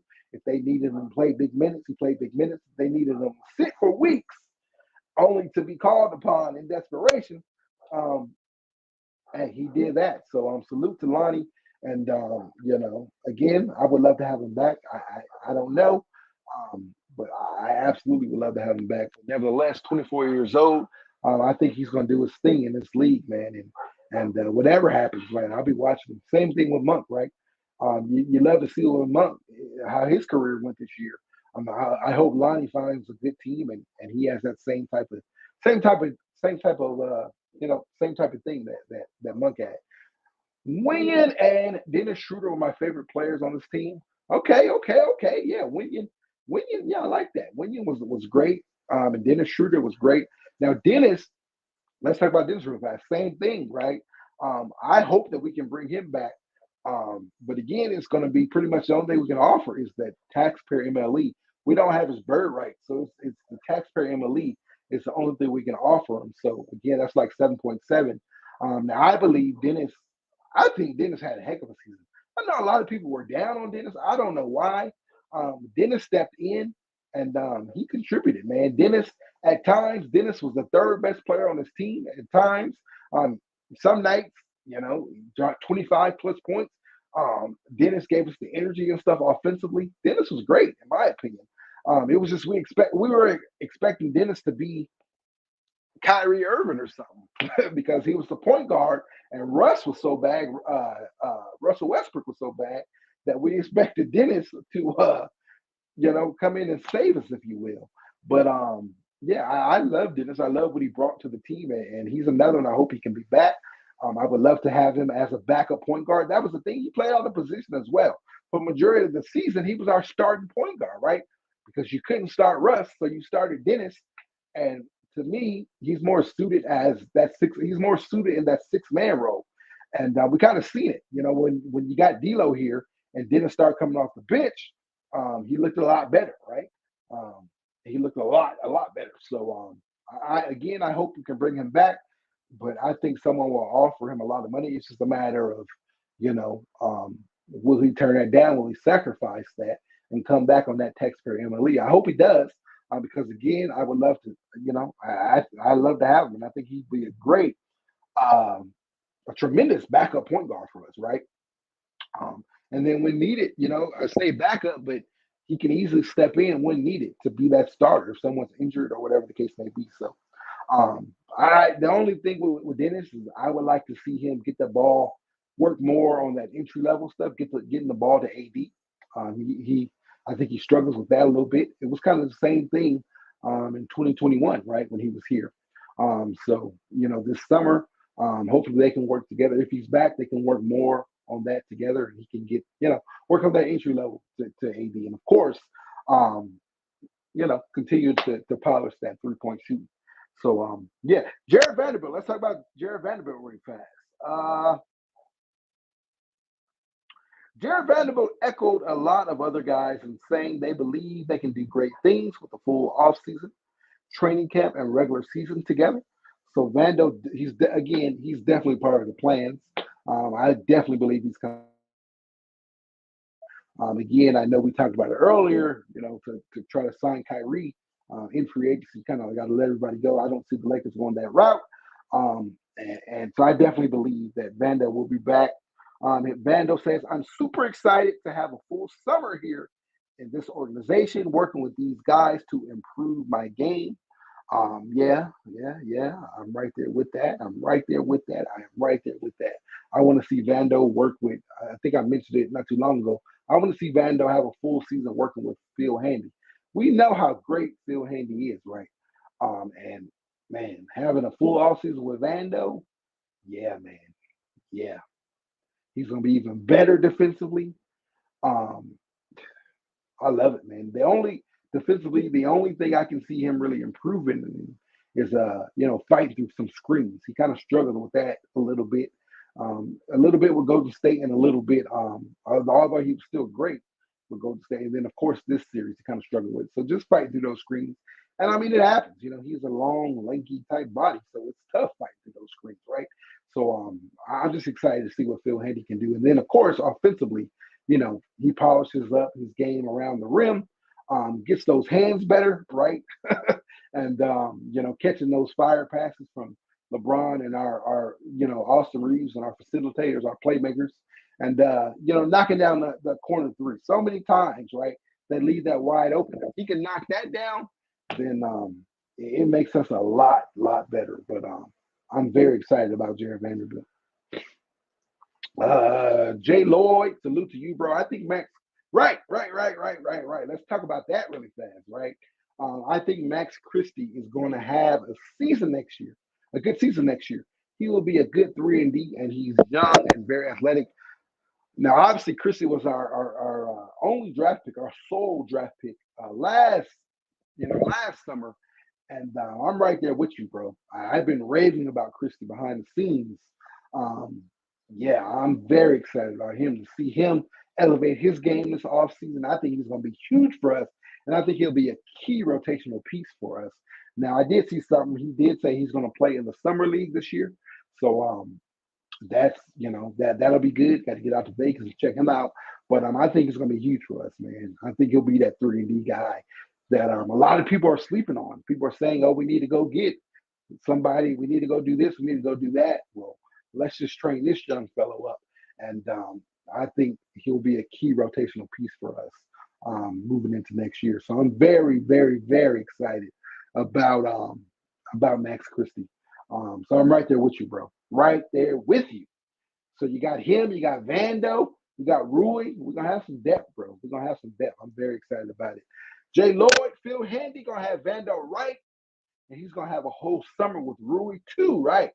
And Rui grew in front of our eyes. Yeah, Rui did grow up in front of our eyes, man. I'm excited, man. You got these young guys, man. Those Reeves, Rui, Vando, Max Christie, I think all those guys will be key pieces for us. And when Rob says he wants to build with these young guys, I think those are the 4 guys that he's mainly talking about. Those 4 guys will be here now. They'll help us next year, and I think they'll help us in the future. So you match the whatever the offers are for Rui and Reeves to bring those guys back. Yeah, we kind of spoke about that earlier about how excited I am about seeing Phil Handy have a full offseason with Rui. As good as Rui was this season, or this playoffs and everything, I think he's going to be a lot better. So he can take a huge jump, and I'm very excited, man. Very excited about it, man. I think, yeah. Rui's gonna be solid, bro. Rui's gonna be solid along with Vando. So I'm very excited about that. Very, very, very excited about that. Let me see what else. Any other news in here? Malik Beasley did some talking. I'm not going to even talk about it because I don't think he's going to be here.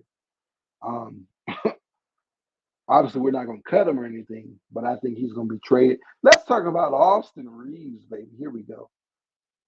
Oh, I want the full Austin Reeves. Now, I am going to post all these. I am going to post the exit interviews here tonight. When I get off of here, I'm going to post them all up. So make sure you stay locked and loaded for that. If you haven't seen them yet, I'm going to post them all up here so you can. I'm just trying to grab some highlights, but you can see them. I know something. I did see something. Austin Reeves. I can't find it now. Here it goes. Let's talk about Austin Reeves real fast. What he said in his exit interview. What we got? Oh man, I learned a lot, says Reeves. First and foremost, just never give up on the process. 2-10 at the start of the year. Had a lot of downs, obviously. The last 2 months, 3 months have been ups. That's the first thing. It's just really believing in yourself and what you have as a team, and that will go a long way. And other than that, it's really just how to be a pro, how to handle myself on and off the court, and really just embrace, what we are doing. Like I've mentioned many times, we get to play basketball for a living and never taking that for granted because there's rough times. Obviously, right now sucks, but like I said, you can never take any of this for granted. I mean, I was just in the Western Conference Finals. If you would have told me that when I was 15 years old, I'd looked at you like I seen a ghost. Really a lot of lessons learned, and hopefully I can implement that to my life and career and move forward. So that's just Austin talking about the ups and downs of the season.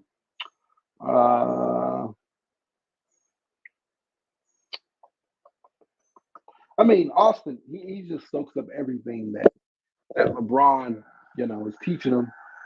And now he's had his first playoff run in only his second year. So that's valuable, right? Um, and he's grown before our eyes as well. I know Jay Lloyd said Rui, but Austin Reeves definitely has grown before. I mean, he's our third best player, period, point blank, all year long, even in the playoffs. He gave you 20 points. He played great energy defensively, and he had tough matchups. Even last year, he had a tough matchup, man. He had the draw of guard and Klay Thompson, man. That's a tough matchup. So just learning on the fly, and he learned, and I'm excited, man. I'm excited for him to get another off season under his belt. I'm very excited that he got that deep playoff run, and I think Austin's going to be all right. Like I said, I think someone's going to offer him. They're going to throw 25 on the table for him. Again, the max is 4.99. 4 years, 99 mil. That's about 25, a little shy of 25. I think someone's going to throw that on the table, and the Lakers are going to match it. He's not going anywhere. The Lakers aren't going to lose him. I think the Lakers will go all the way to the max to keep that guy. And you got his bird right. So, I mean, do you really have a choice? And the way he's played, do you really have a choice? You got to keep him at all costs. And he's going to be a vital piece to our future, both short term and long term. We need a real wing like Grant. I think a player like that is a key piece. Right. If we could get him on our taxpayer MLE, I would love to bring him in. Are you talking about Jeremy Grant from Portland? Oh, that ain't happening. He about to get paid. Bro. We're not going to be able to get him. He's going to get paid. Now, if you're talking about trade, maybe you can work something out. But the thing is, I think, if I'm not mistaken, he's an unrestricted free agent, right? Yeah, he's an unrestricted free agent. So doing a trade for him is going to hard cap us. And I don't think the Lakers are going to go that route. I don't think we want a hard cap for Jeremy Grant. But are you talking about Grant Williams? But yeah, Jeremy Grant. Yeah, he's definitely but he's about to get paid, bro. Yeah, he's about to get paid. So I don't think we'll be able to land him. But yeah, he's fired. But I do agree, you do need a wing. But it's going to be hard to get that because we don't have any cap space. I mean, the only thing we're going to have is our taxpayer MLE, really. And other than that, we're going to have to try to improve the team through the draft if we keep that pick, if we don't make any moves. Or you're going to have to do it through, via trade. And, it's tough to get. Wings are in demand, right? It's just hard to get them. So you may just have to rely on some of these younger guys. You're gonna have to rely on Rui. You're gonna have to rely on Max Christie. You're gonna have to rely on Vando, right? To take that next step forward. We may have to rely on these guys we already got. But yeah, I agree. We do need a wing. Everyone needs a wing, right? You never have too many wings. But we'll see what happens. We'll see. We will see what happens. But if you're talking about Jeremy Grant, I don't think we can get him. He's going to get paid. Because I'm not mistaken, he's an unrestricted free agent. He's not restricted. So he's an unrestricted free agent. But even if he is restricted, I don't know what Portland is doing up there. So I can tell you. But I don't think Grant's going to be there. I think he'll be gone. We'll see what kind of wings you get. Other centers, right? Brook Lopez, he's a free agent this year, unrestricted free agent. Now, the thing with Brook Lopez, I would love to have him, right? We talked about Miles Turner. Brook Lopez, same deal. He's an elite rim protector. Obviously, Miles Turner's a lot younger, a lot more athletic, but Brook Lopez is still an elite rim protector. He can stretch the floor, knock down that three, do all the things he can do. That's another center I would love to have. But same thing, he's an unrestricted free agent. The last few years, I think he's made around $13 million per year. So to get him, to sign him outright as a free agent, the most we can offer is at 7.7, our taxpayer MLE. So I think it's going to be tough. Tough to ask him. That's almost, you're asking him to take almost a 50% pay cut to get him here. So I don't see that happening. That's what I say with Turner. At least with Turner, you can kind of spark a trade. You know, it's going to probably cost you a first round pick, but you can get him in here and not hard cap yourselves, right? So we'll see. But that's another name. Who else? There's lots of other guys. We'll talk about them. Nas Reed, that's another one. We'll talk about guys all summer long, right? The rumors will be out and we'll break things down. But obviously, you know, we spent a lot of the time talking about Kyrie, even talking about Trae Young. That'll be the case moving, you know, the case continuing moving forward. But you know, that was a lot of the case tonight because those are two big rumors circulating. But again, yeah, Rob said he wants to prioritize keeping the young guys, you know, building that continuity moving forward. But I think LeBron is going to want to push for a third star, and we are the Lakers, so that's normally their motto. That's normally their DNA. I don't think Rob will be able to fully do his job the way he wants to do it until, you know, in that post LeBron era, right? As long as LeBron is here, you kind of gotta oblige to what LeBron is saying, right? And you know, the Lakers, they find themselves, there's two different routes you can go. You can keep that depth, go that young route, right? And that's going to be tremendous for you during the regular season. It's going to help you get through the regular season. Like, for instance, if you run it back, you bring all these guys back, the Lakers, for sure, I believe, will be a top 4 team, right? You got these guys going through an entire offseason. That's just running it back, bringing everybody back, as is right now, which they can do. You know, you can give D'Lo a new contract.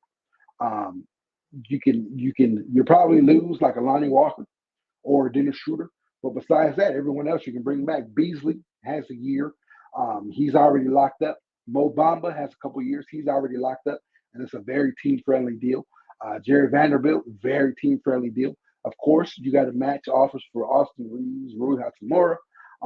You know, maybe you lose to Troy Brown. Maybe you get him back. But if you run it back, you bring all these guys back. They build that continuity. They have the full off season together. They have the full training camp together. They have all that. The Lakers are going to be a really good team. You know, a really good regular season team, right? Now, obviously, LeBron's going to be a year older, but he will have surgery on that foot, so that foot hopefully won't bother him as much. To be honest, I don't see LeBron playing a lot of games. I see a lot of low managing for LeBron. I wouldn't play LeBron no more than 60 games. You know, just year 21, right? And when he does play, I wouldn't play him no more than 30 minutes. And you're able to do those type of things, you know, when you have that depth, right? That's why I'm not on that Kyrie train at all, because I don't want to get rid of all the depth, because you know, then you find yourself, you do that, you go the Kyrie route. You got all these superstars. They're older. They're all over 30. Now you got 3 superstars over 30, right? Although Kyrie and AD, they're not, you know, they're young 30s, but still you got these guys. So you're very top heavy, and you got all these vet minimum guys to fill out the roster. I just think we're going to struggle. We're going to be a play-in team again, I believe, because those guys are built for the postseason, not the playoffs. You know, so we'll be even. You just saw with Kyrie over there with Luka, right? They didn't even make the play-in. They missed it entirely. But I just believe that with that, because I believe LeBron's going to miss a lot of games. I believe Kyrie's going to miss some games. I believe AD's going to miss some games, whether it's hopefully he's not injured, but low managing, whatever. So I think you'll struggle to get into the playoffs. You're not going to get a high seed. You're going to be a play-in team again, right there somewhere, you know, on the verge of that, somewhere like 6 or lower, right? 7 or lower. And you get into the playoffs, all things are possible with those. If you get into the playoffs and you got those guys that are healthy, right? Kyrie, LeBron, AD, they're healthy. Yeah, let's go, right? Let's go. I like our chances anyone. But again, you play some of these, you know, better teams like a Denver, right? Which I think they're the top. I think they'll be back next year. They have an actual team. They have the depth. They have that camaraderie. They have that chemistry. All that. You know, that's where, you know, you probably win 1 through 3, right? You win that, but you know, some of those other, you know, 5 through 8 or whatever, you know, it's a big fall off, right? Because you're gonna have that minimum guys. So, yeah. So you do that, but that's why it's important Rob really got to knock it out the park with the limited resources that we have, the limited assets. Now, if you bring the majority of these guys back, but you take like a D'Lo, you get a sign and trade done with D'Lo, and you get somebody here, Mo Bamba, Malik Beasley, you get some good pieces back.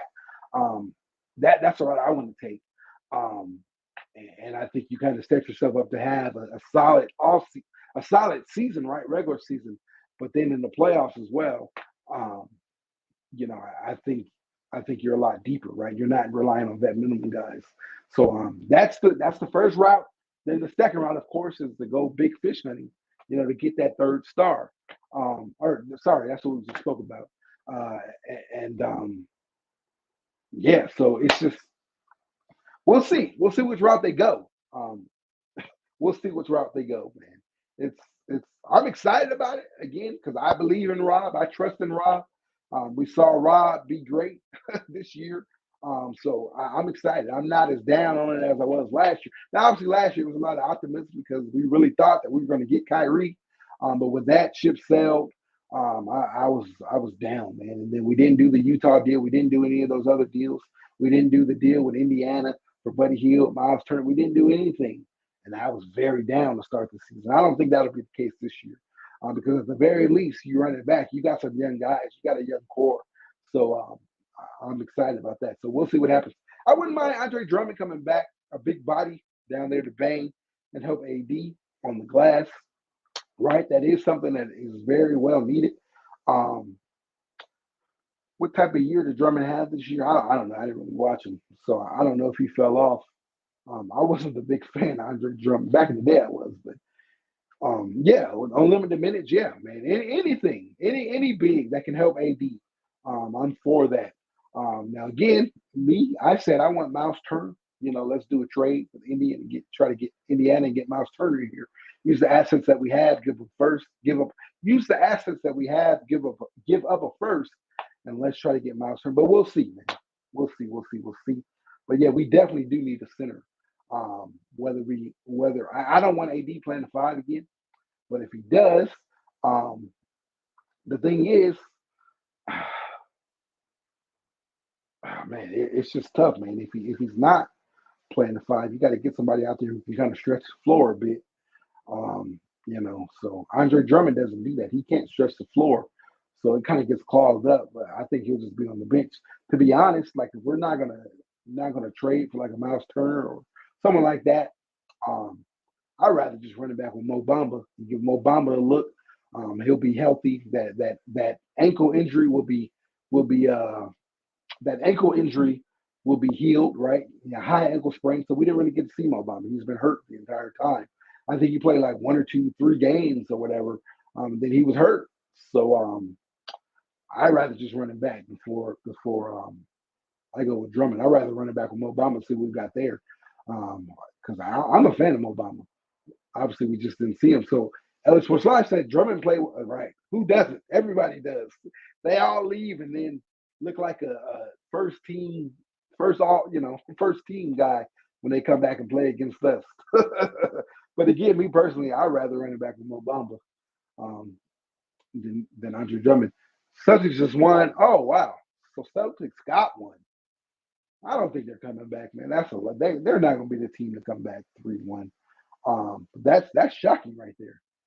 So the Celtics won. Wow. So we got swept and they didn't. Right. You talk about rubbing salt on the wound. Man, that sucks. But they ain't coming back. AD was fatigued. He played the whole year at center, and we asked him to do everything. And when he's not dominant consistently, everybody,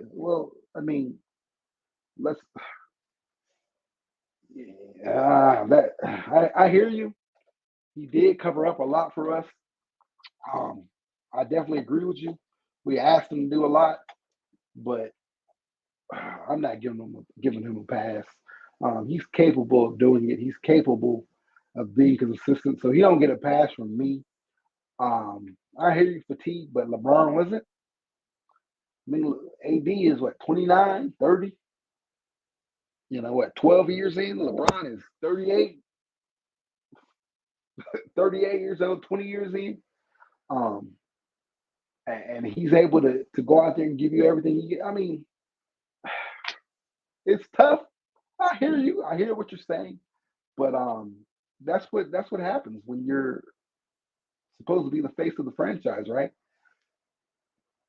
No one else, he don't get a pass. No other man, no other superstar that wears the purple and gold has gotten the pass.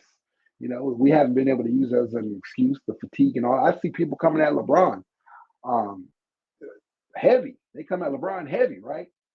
He don't get no excuse. So I'm not giving AD that he doesn't get an excuse from me. Um, he had the same rest that Jokic had when it comes to every other night, the way the conference was, playing games every other night. Jokic showed up every night, so I expect AD to show up every night as well. So, and you talk about being fatigued and all that. I mean, AD missed half the season, so it's not like AD played 75 games this year. The man legit missed half the season, so I understand he was injured, but he had a lot more rest than most, right? I understand when you're injured, you don't get full rest. I get all that, but he wasn't on the court banging for 75 games, 60 games, 50 games. He didn't even play that. So let's take that into consideration. He missed half the season this year. He missed half the season last year. Um, so yeah, he don't get that fatigue pass from me. And again, I give him credit. I gave him credit earlier when we spoke about this. He Since the trade deadline, he didn't miss any games. He wasn't hurt. He wasn't injured. He played every night. The playoffs, he played every night. So he was available. He was out there every night, except those nights in the stretch where they tried to sit him back to back, try to rest him, and we lost, like that Houston game. But so I do give him credit. He was available. He was there down the stretch. He was there for the playoffs. But um, you can't just be available. You gotta be available and you gotta show up and dominate. So um, yeah, to say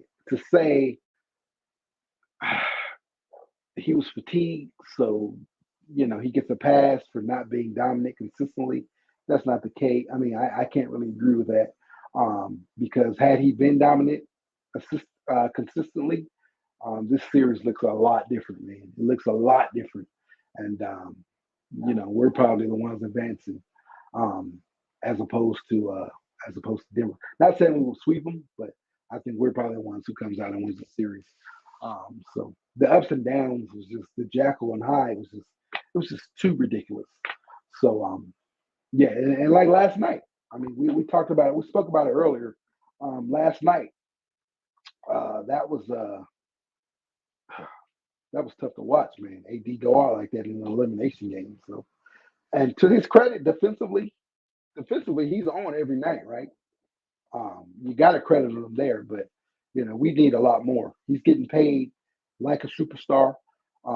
We gave up everything to bring him in to be the superstar, and so with that comes great responsibility, man. And unfortunately, when you don't live up to it, you're going to get called out because we only go as far as AD can carry us, not as far as the damn near 40-year-old LeBron carries us. We only go as far as AD carries us.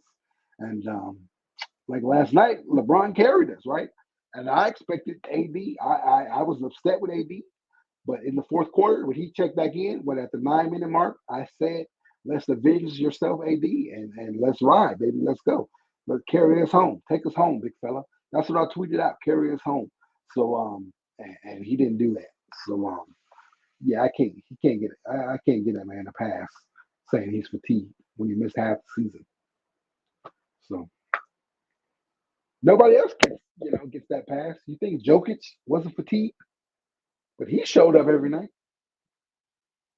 So yeah.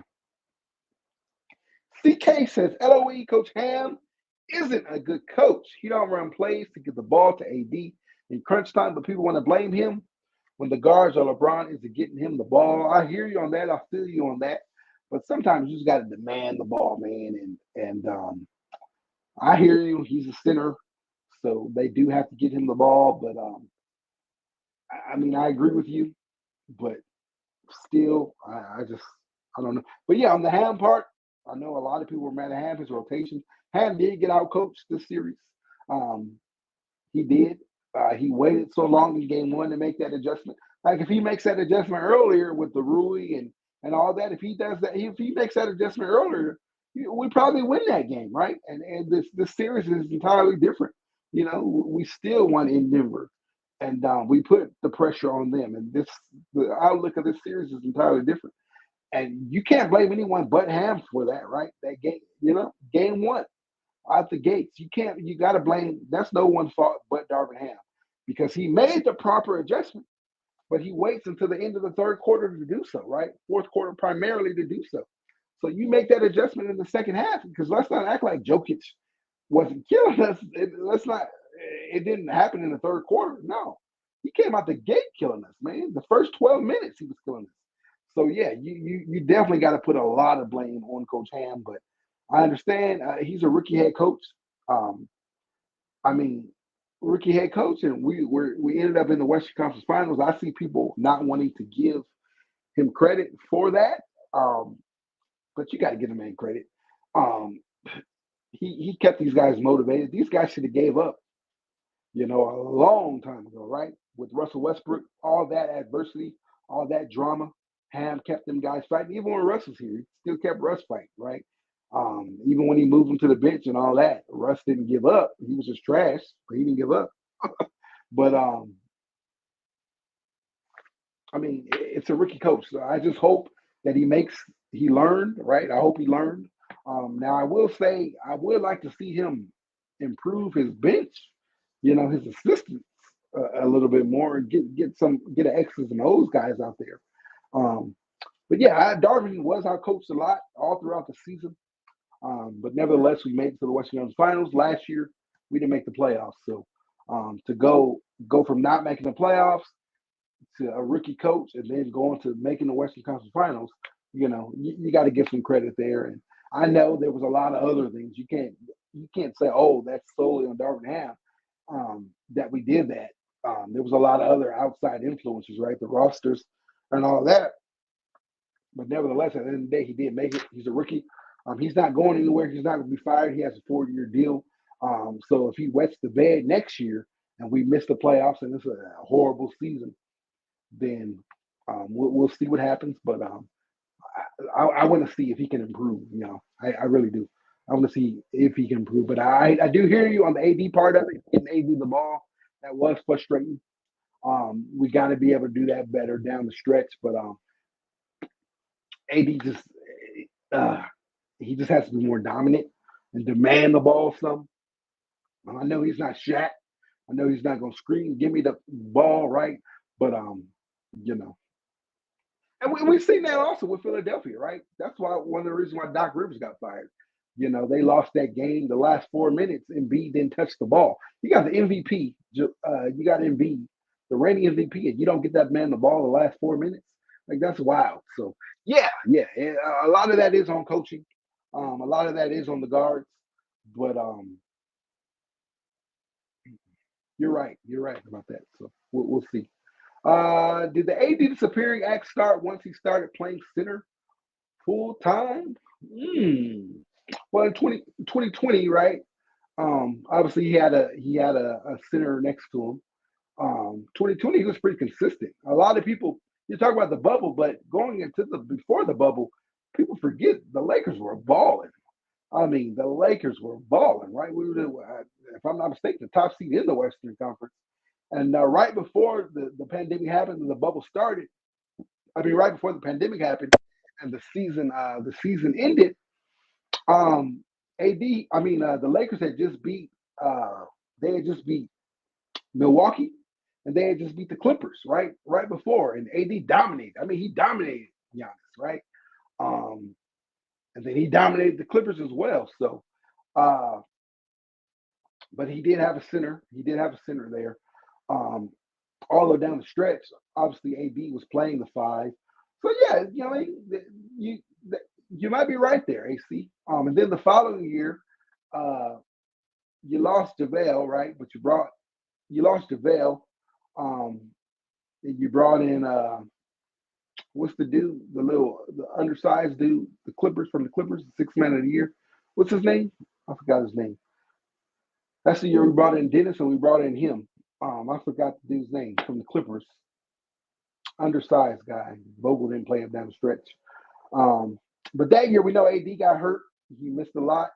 Came back, but when he came back, he was playing the five a lot, right? Did we have a center that year? I'm trying to think, trying to remember if we had a center that year. I can't remember. But you may be onto something. The disappearing guy. Yeah, Montrez. There you go. Montrez Harold. Right. You might be onto something there, but it's just it's difficult to get. And then obviously last year, we had Dwight in there. That was just atrocious, right? But it's difficult to get a quality five, just in today's NBA, right? When you're paying LeBron so much, you're playing AD so much, it's hard. You need wings, so it's difficult. But you may be right. It kind of shows that he can't do it. So now the Lakers need to address that. That's what I'm saying. Before Kyrie, before Trae Young, I'd rather go out and get a center. Give me like a good quality center, like a Miles Turner.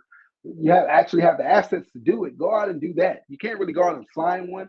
We don't have the cap space, but you can try to trade for one. It's going to cost you a first round pick, but I think it's worth it because I think having a Miles Turner next to AD is going to make AD's going to be a lot freer. He's going to be a lot more preserved. His body's going to be more preserved. He'll be a lot healthier because he won't have to bang right with the bigs.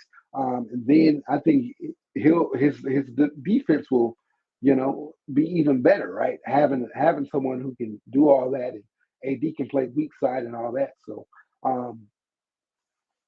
yeah. So, and then after that, there's no excuses. They've appeased everyone else, right? They went out, they've appeased LeBron.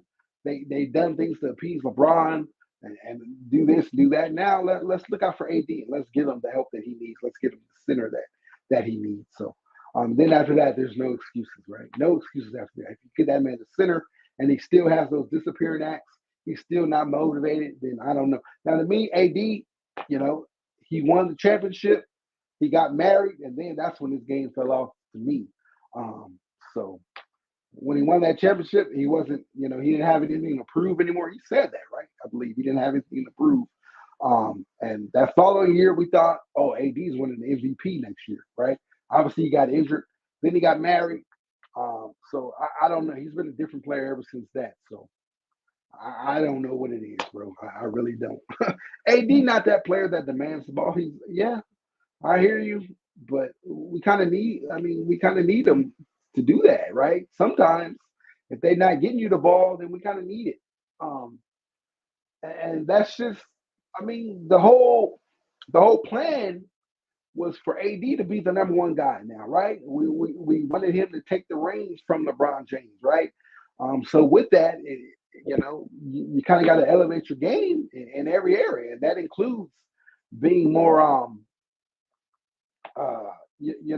being more animated, if you will, or being more expressive, if you will.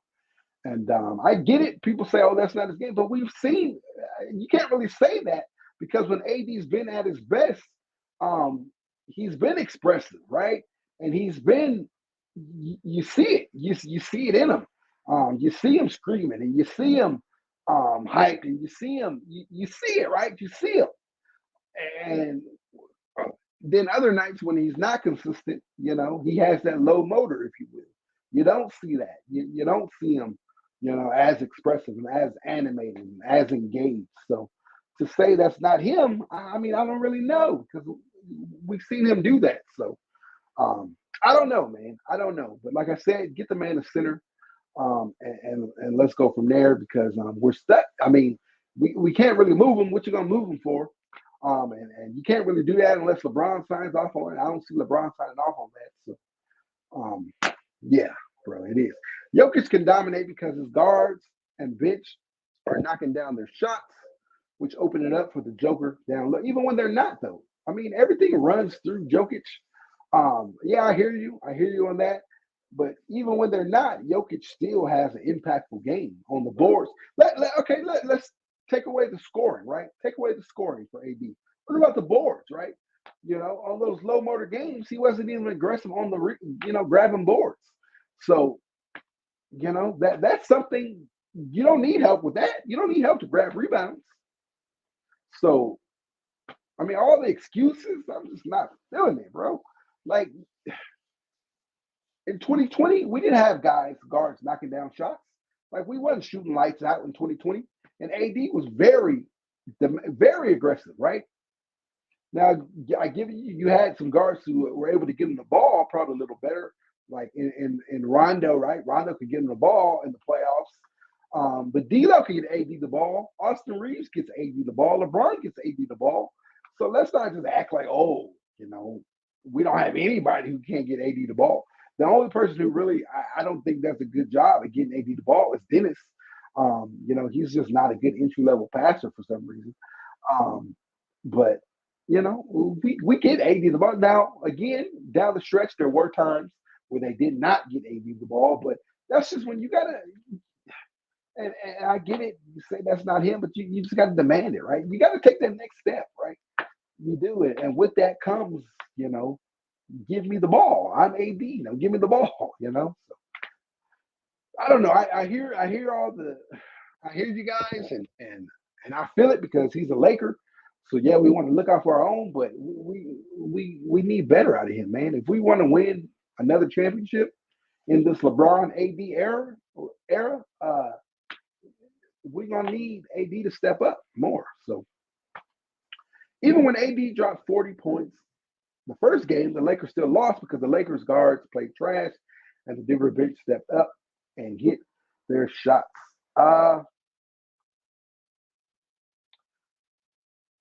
Yeah, I mean, okay. Yeah, I'm not saying that the Lakers. I'm not arguing with you that the guards didn't play well. They didn't. They didn't. But okay, you got the 40 points. But how about the 20? What did he have? What did Jokic have? 20, 21 rebounds. How about that? And then how about the what did he have, like 15 assists? How about that? So Jokic just outplayed AD. AD scored more points, but points, that's not everything, right? I mean, he just didn't do enough.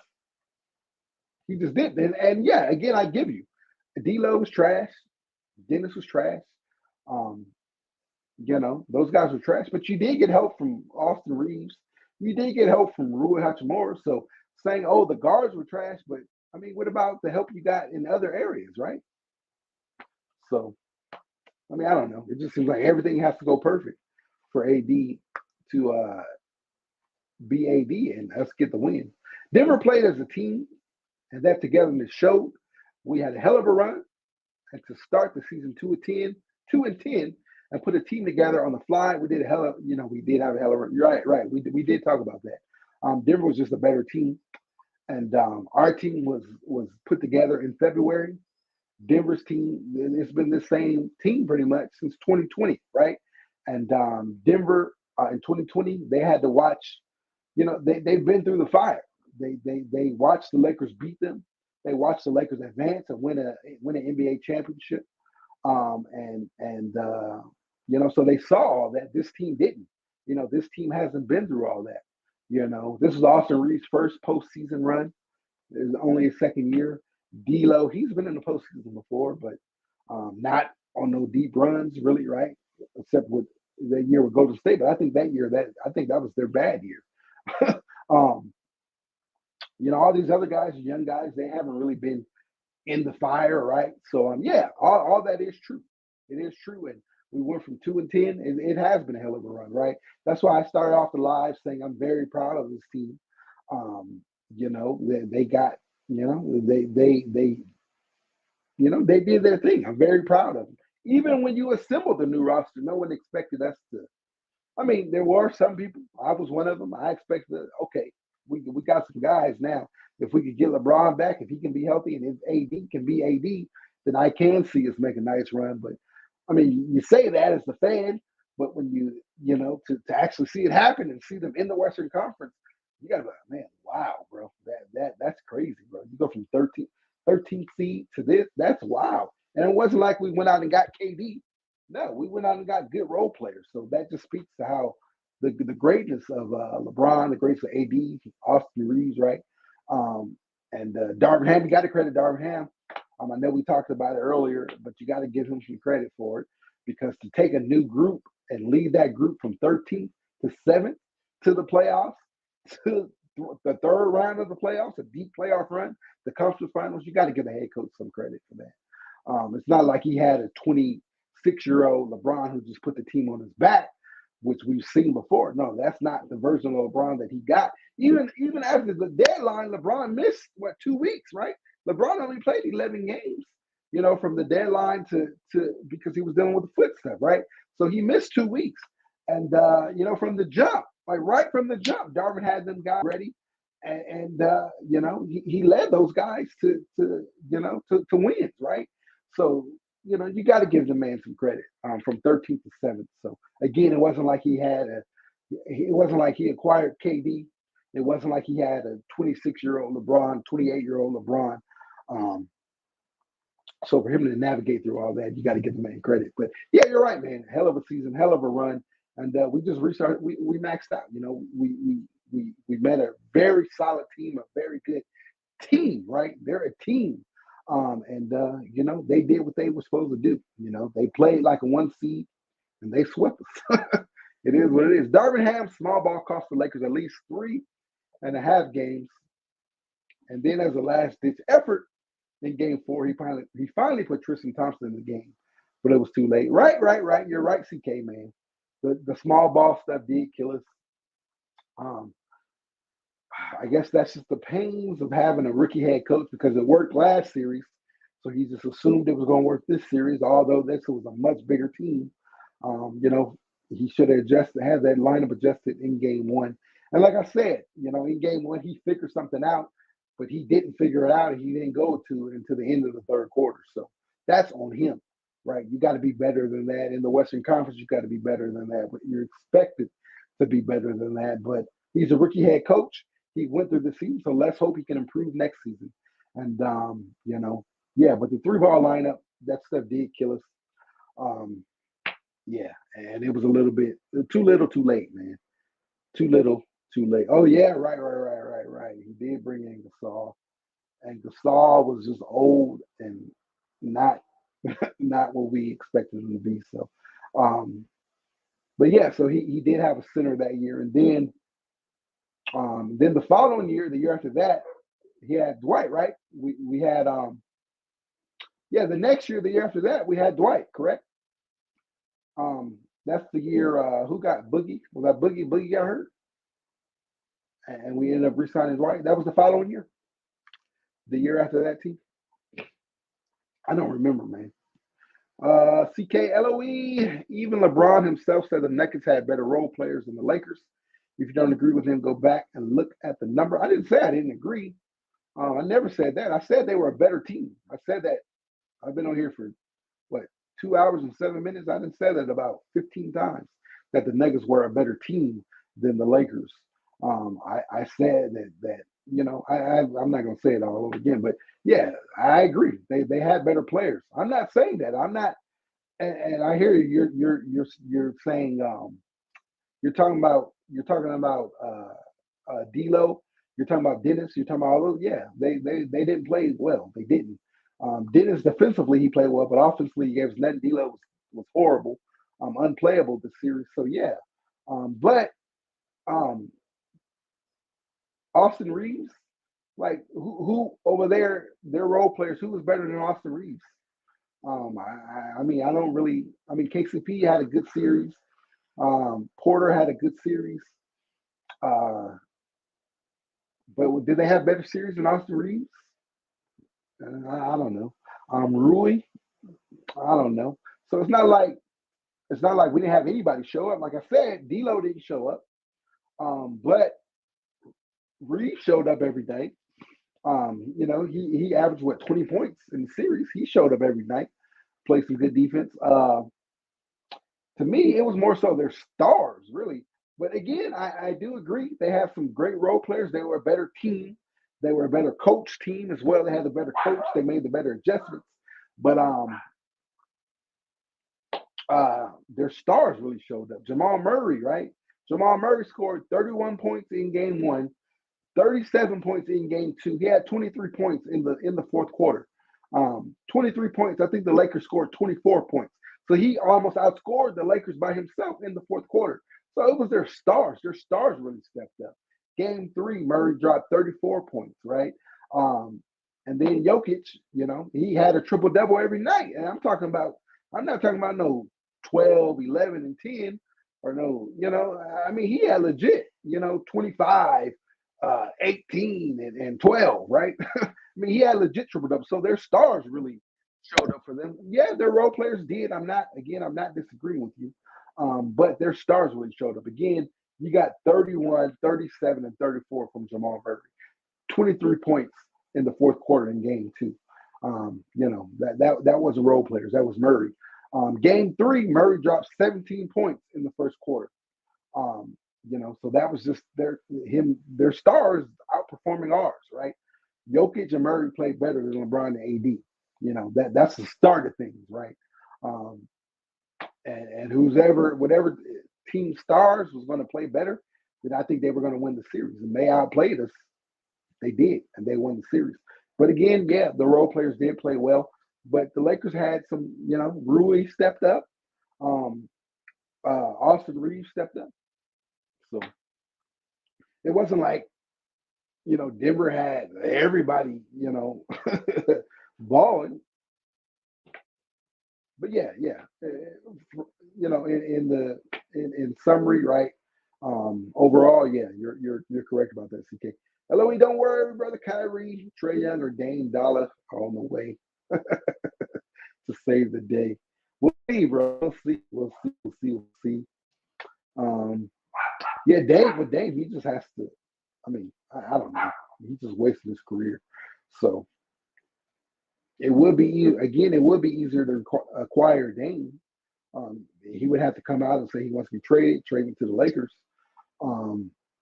And just kind of be adamant about going to the Lakers only. And then we'll have to trade for him. He's under contract already, so it makes it a little bit easier, right? That Kyrie stuff is a little more difficult. But I just don't. It's just hard to say we have the assets for Dame. Same thing with Trae Young. It's hard to say we have the assets for him, but it's kind of the same thing. He kind of has to force his way to LA, right? And we've seen AD do it, so we'll see, bro. We'll see. We will see what happens. Again, I'm more so, getting like a center to help out AD. I'd rather go that route, trading for like a Miles Turner or whatever. But we'll see what happens, man. We'll see what happens. But you might be right. The Lakers might go star chasing. They just might. So we will see.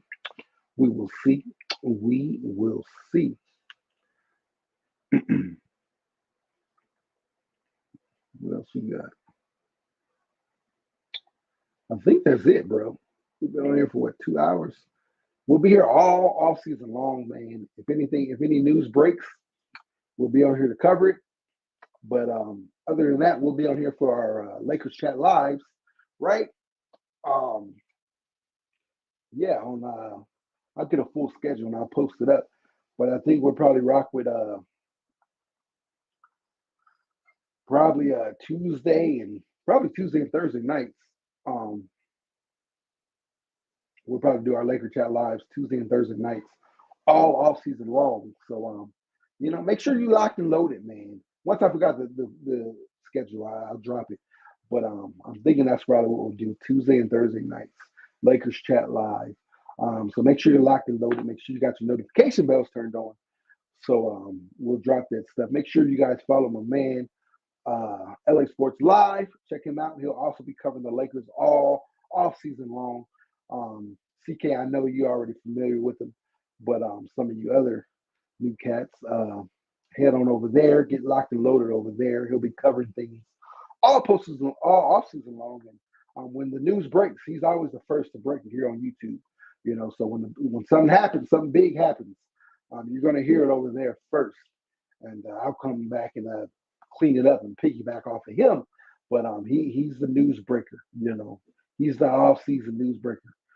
Soon as Shams or Woj posted, I think they text I think they text LA Sports Live and let them know, hey, we're about to drop this, and then they drop it, and then seconds later, here he comes, no matter where he's at, in his car, at the office, eating some grub, cruising the streets, Inglewood, on Crenshaw, wherever he is, man.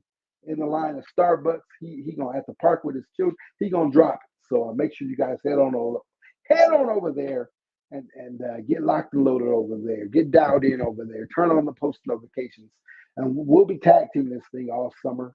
So you'll see him over here. I'll be over there. His State of the Lakers. Those will be back this summer.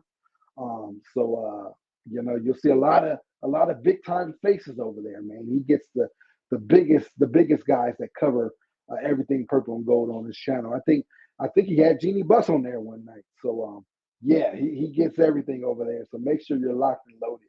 And we're gonna tag team this thing. Also, Lakers in 6. He was with us tonight. Make sure you head on over there. His streams are a lot funner than mine's are. Right? He opens up his panel. We'll do that a little bit, but that's his thing. He opens up his panel. He lets everyone come on and cook, and have fun and get their points across. Make sure you guys head on over there. Get locked and loaded over there. The Kareem Report, that's another one. The Kareem Report, not only Lakers, primarily Lakers, but he covers all NBA. He's very knowledgeable on everything that goes on. Him and Elder, the Kareem and Elder show. So make sure you guys head on over there. Get locked in if you never heard of them. And of course, some of the bigger guys, right? Some of the bigger guys. Dan, the Lakers fan, DTLF. Sure you heard of him. Make sure he'll have us ready to go all season long as well. So make sure you're locked and loaded over there. Of course, Trevor Lane and Lakers Nation. Make sure you're locked and loaded there. As It Stands Lakers, that's another amazing Lakers channel where you get all your coverage, all your Lakers coverage. So make sure you guys head on over there with him. As It Stands, I'm mentioning all these names. You'll hear me mention them all summer long. And so salute to all these great content creators, these great YouTubers, these great channels that cover the Lakers. So shout out to all these cats. But again, make sure you first before you head on anywhere else, head on over there to LA Sports Live and get locked and loaded over there, right? So man, it's gonna be a fun season. It's gonna be fun. Let me take a peek at Twitter really fast. Let me see if there's anything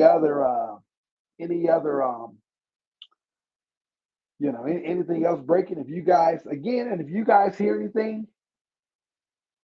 Oh wait, Doc Rivers is a finalist for the Suns job. This is 15 minutes ago, coming from NBA Central. So it looks like Doc Rivers is going to become the new coach for the Phoenix Suns. So he'll be coaching KD and Devin Booker. That's interesting.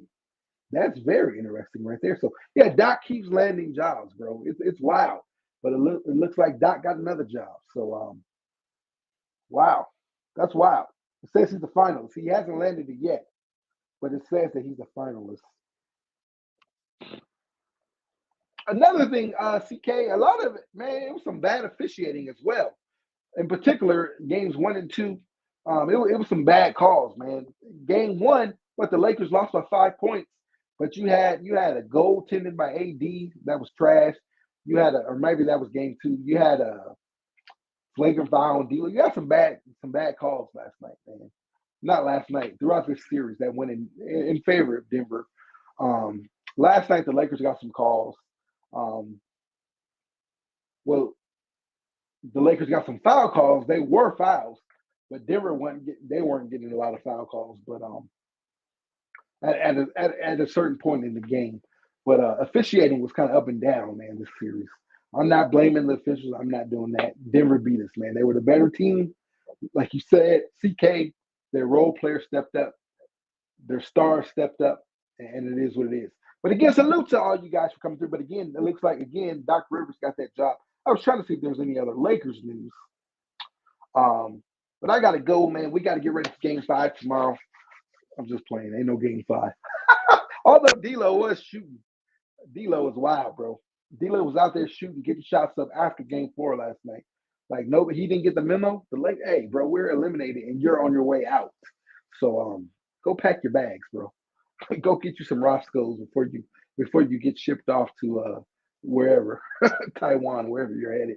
But anyways, man, thank you guys for coming through. Again, we're here all season long, man. It's gonna be fun. I'm excited about it, and man, we're gonna have a good time, man. We're gonna have a good time. We're gonna have a good time. CK, sending love to everybody. Peace out to you, man. Salute to you. Thanks for coming through, and we'll catch you in the next one, man. CK is always here. He's always at LA Sports Live. Man, he's always over there, Lakers in 6. He's always over there at the Kareem Report.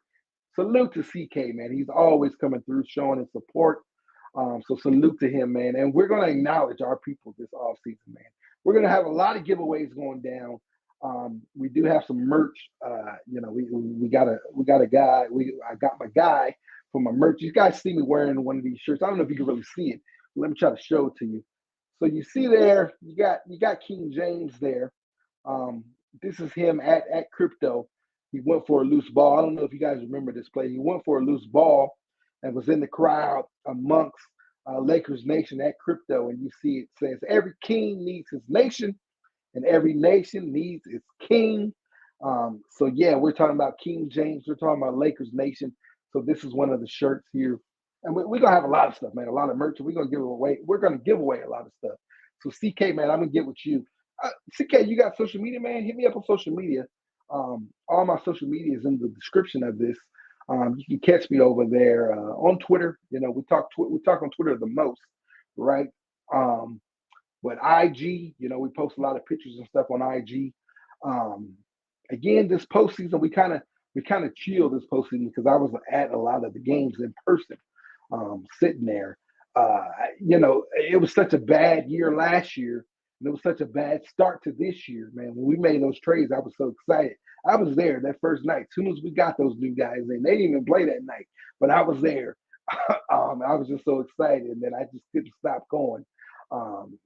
So whether it was there at Crypto or on the road, whatever the case was, I was just there enjoying it, man. And in the postseason, we was enjoying it. So, yeah, but now we're gonna get back to this thing. We're gonna get back on the grind. So again, we'll have our regular scheduled programs here at LOE all off season long. And of course, after LA Sports Live breaks the news, we'll come over here and we'll talk about it a little bit. So, man, stay locked and stay loaded, man. It's going to be a fun off season. And as I was saying, we're going to be giving away a lot of merch, taking care of you guys, man. And it's going to be fun, man. It's going to be fun. It's going to be fun. It's going to be fun. With that said, CK, I see it. Say it with me, everybody. Purple and gold till we die. Purple and gold we ride. I bleed purple. My heart beats gold, baby. It is and always will be. Yeah, we got swept. Yeah, our season is over. No, we won't get number 18 this year, but it is still Lakers over everything. Lakers Nation, salute to all of you. Hey, DJ, play that theme song. Let's go. What's up, Lakers fans? What up, Lakers fam? Laker fans. Let's go, let's go, let's go! We ballin', But it's purple, hard as well, baby. we ballin'. Ain't nobody in the world that can stop us. LA, I got us. Who with me? Let's roll. Oh yeah, you already know. You know what they yell when they see me? Purple and gold. Purple and gold. Dying's on my way to the Slam dunk. gonna hate her like who 3, 2, 1. Yeah, champions of the spot. Watch how they watch us. Meet me at the top. LA, baby. Nah, we ain't gon' stop. LA be like